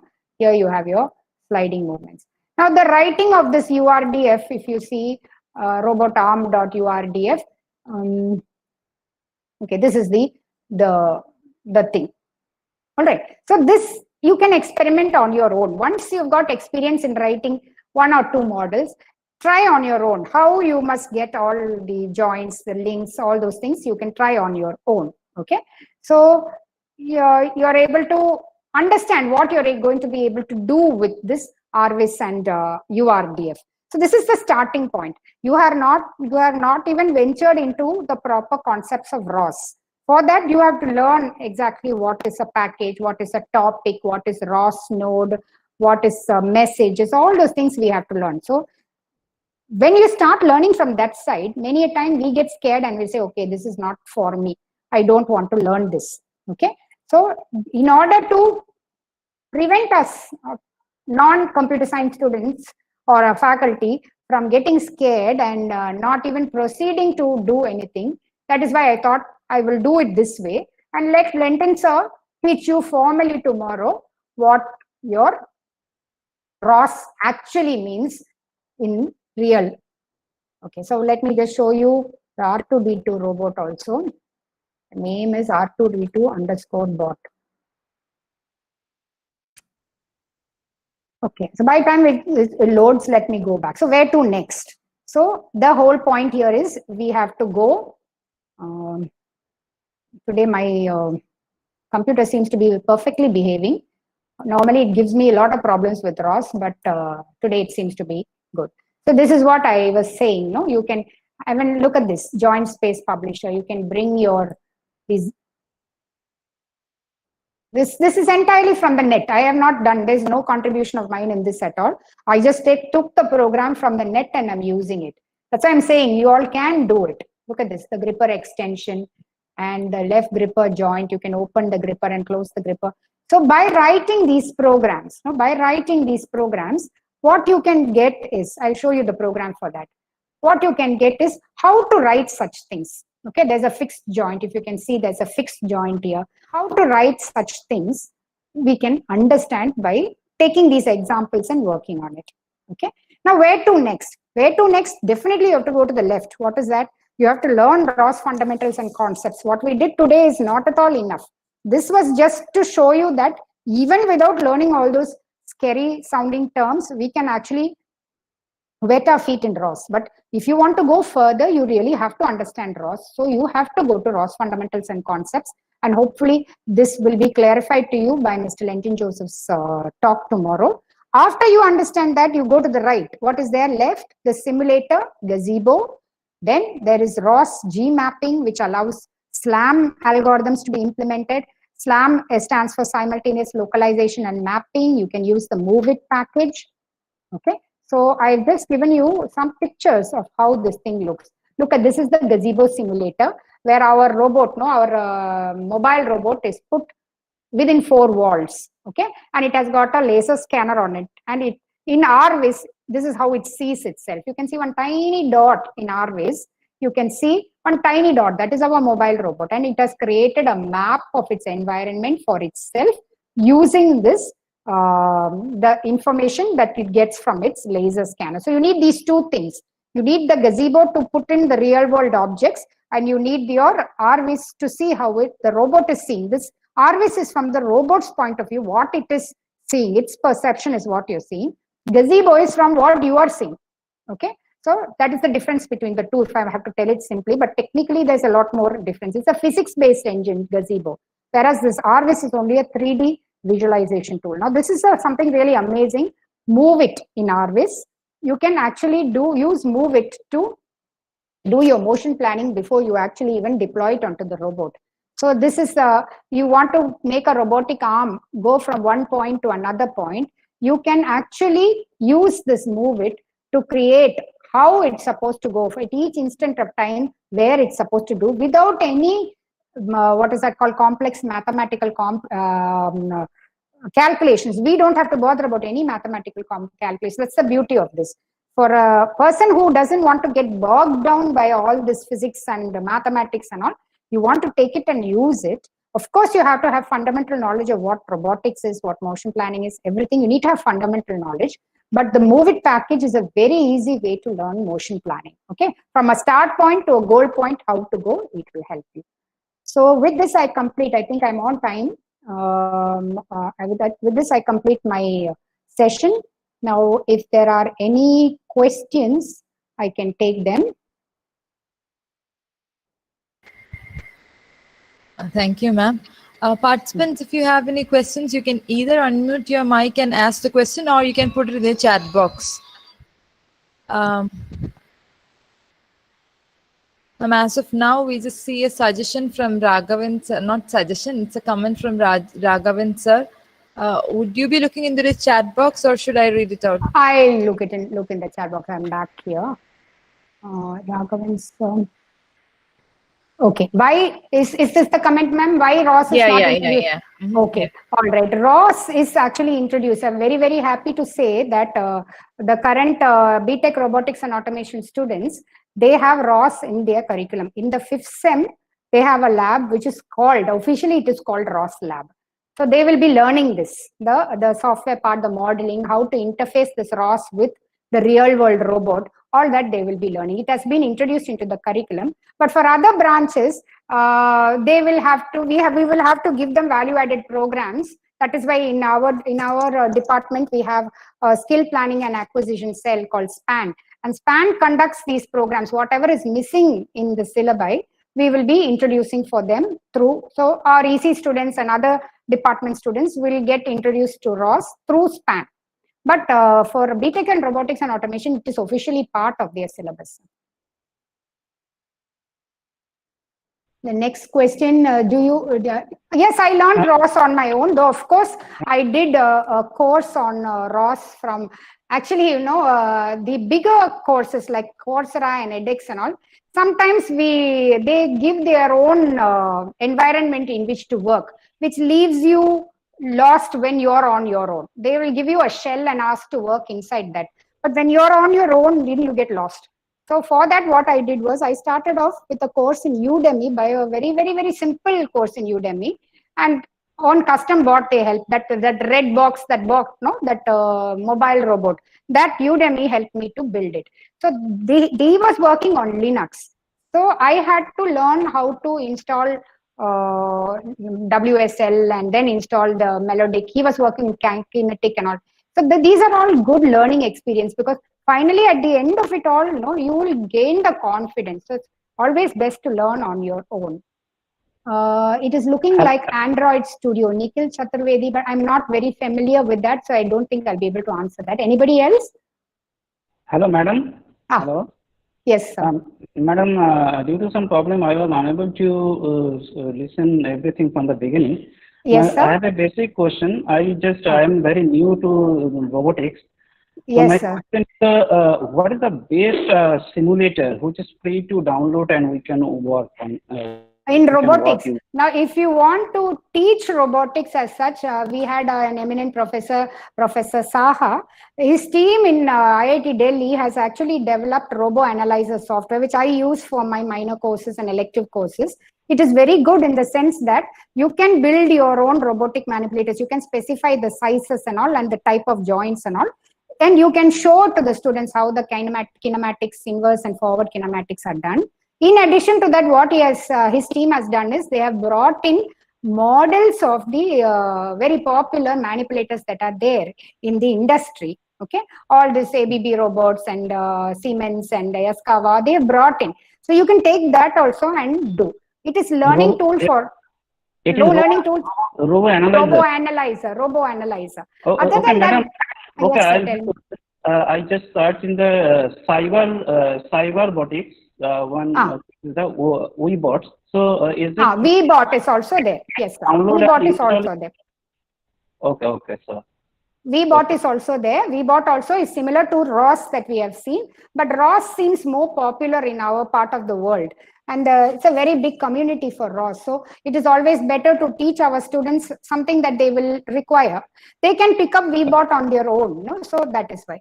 Now, there's one question. Please brief on SLAM. SLAM is simultaneous localization and mapping. Now, suppose I had shown you, let me go back to that presentation.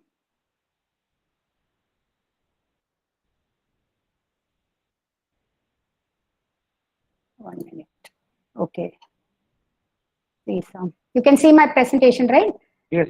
So you can see that there is a laser scanner that has been included.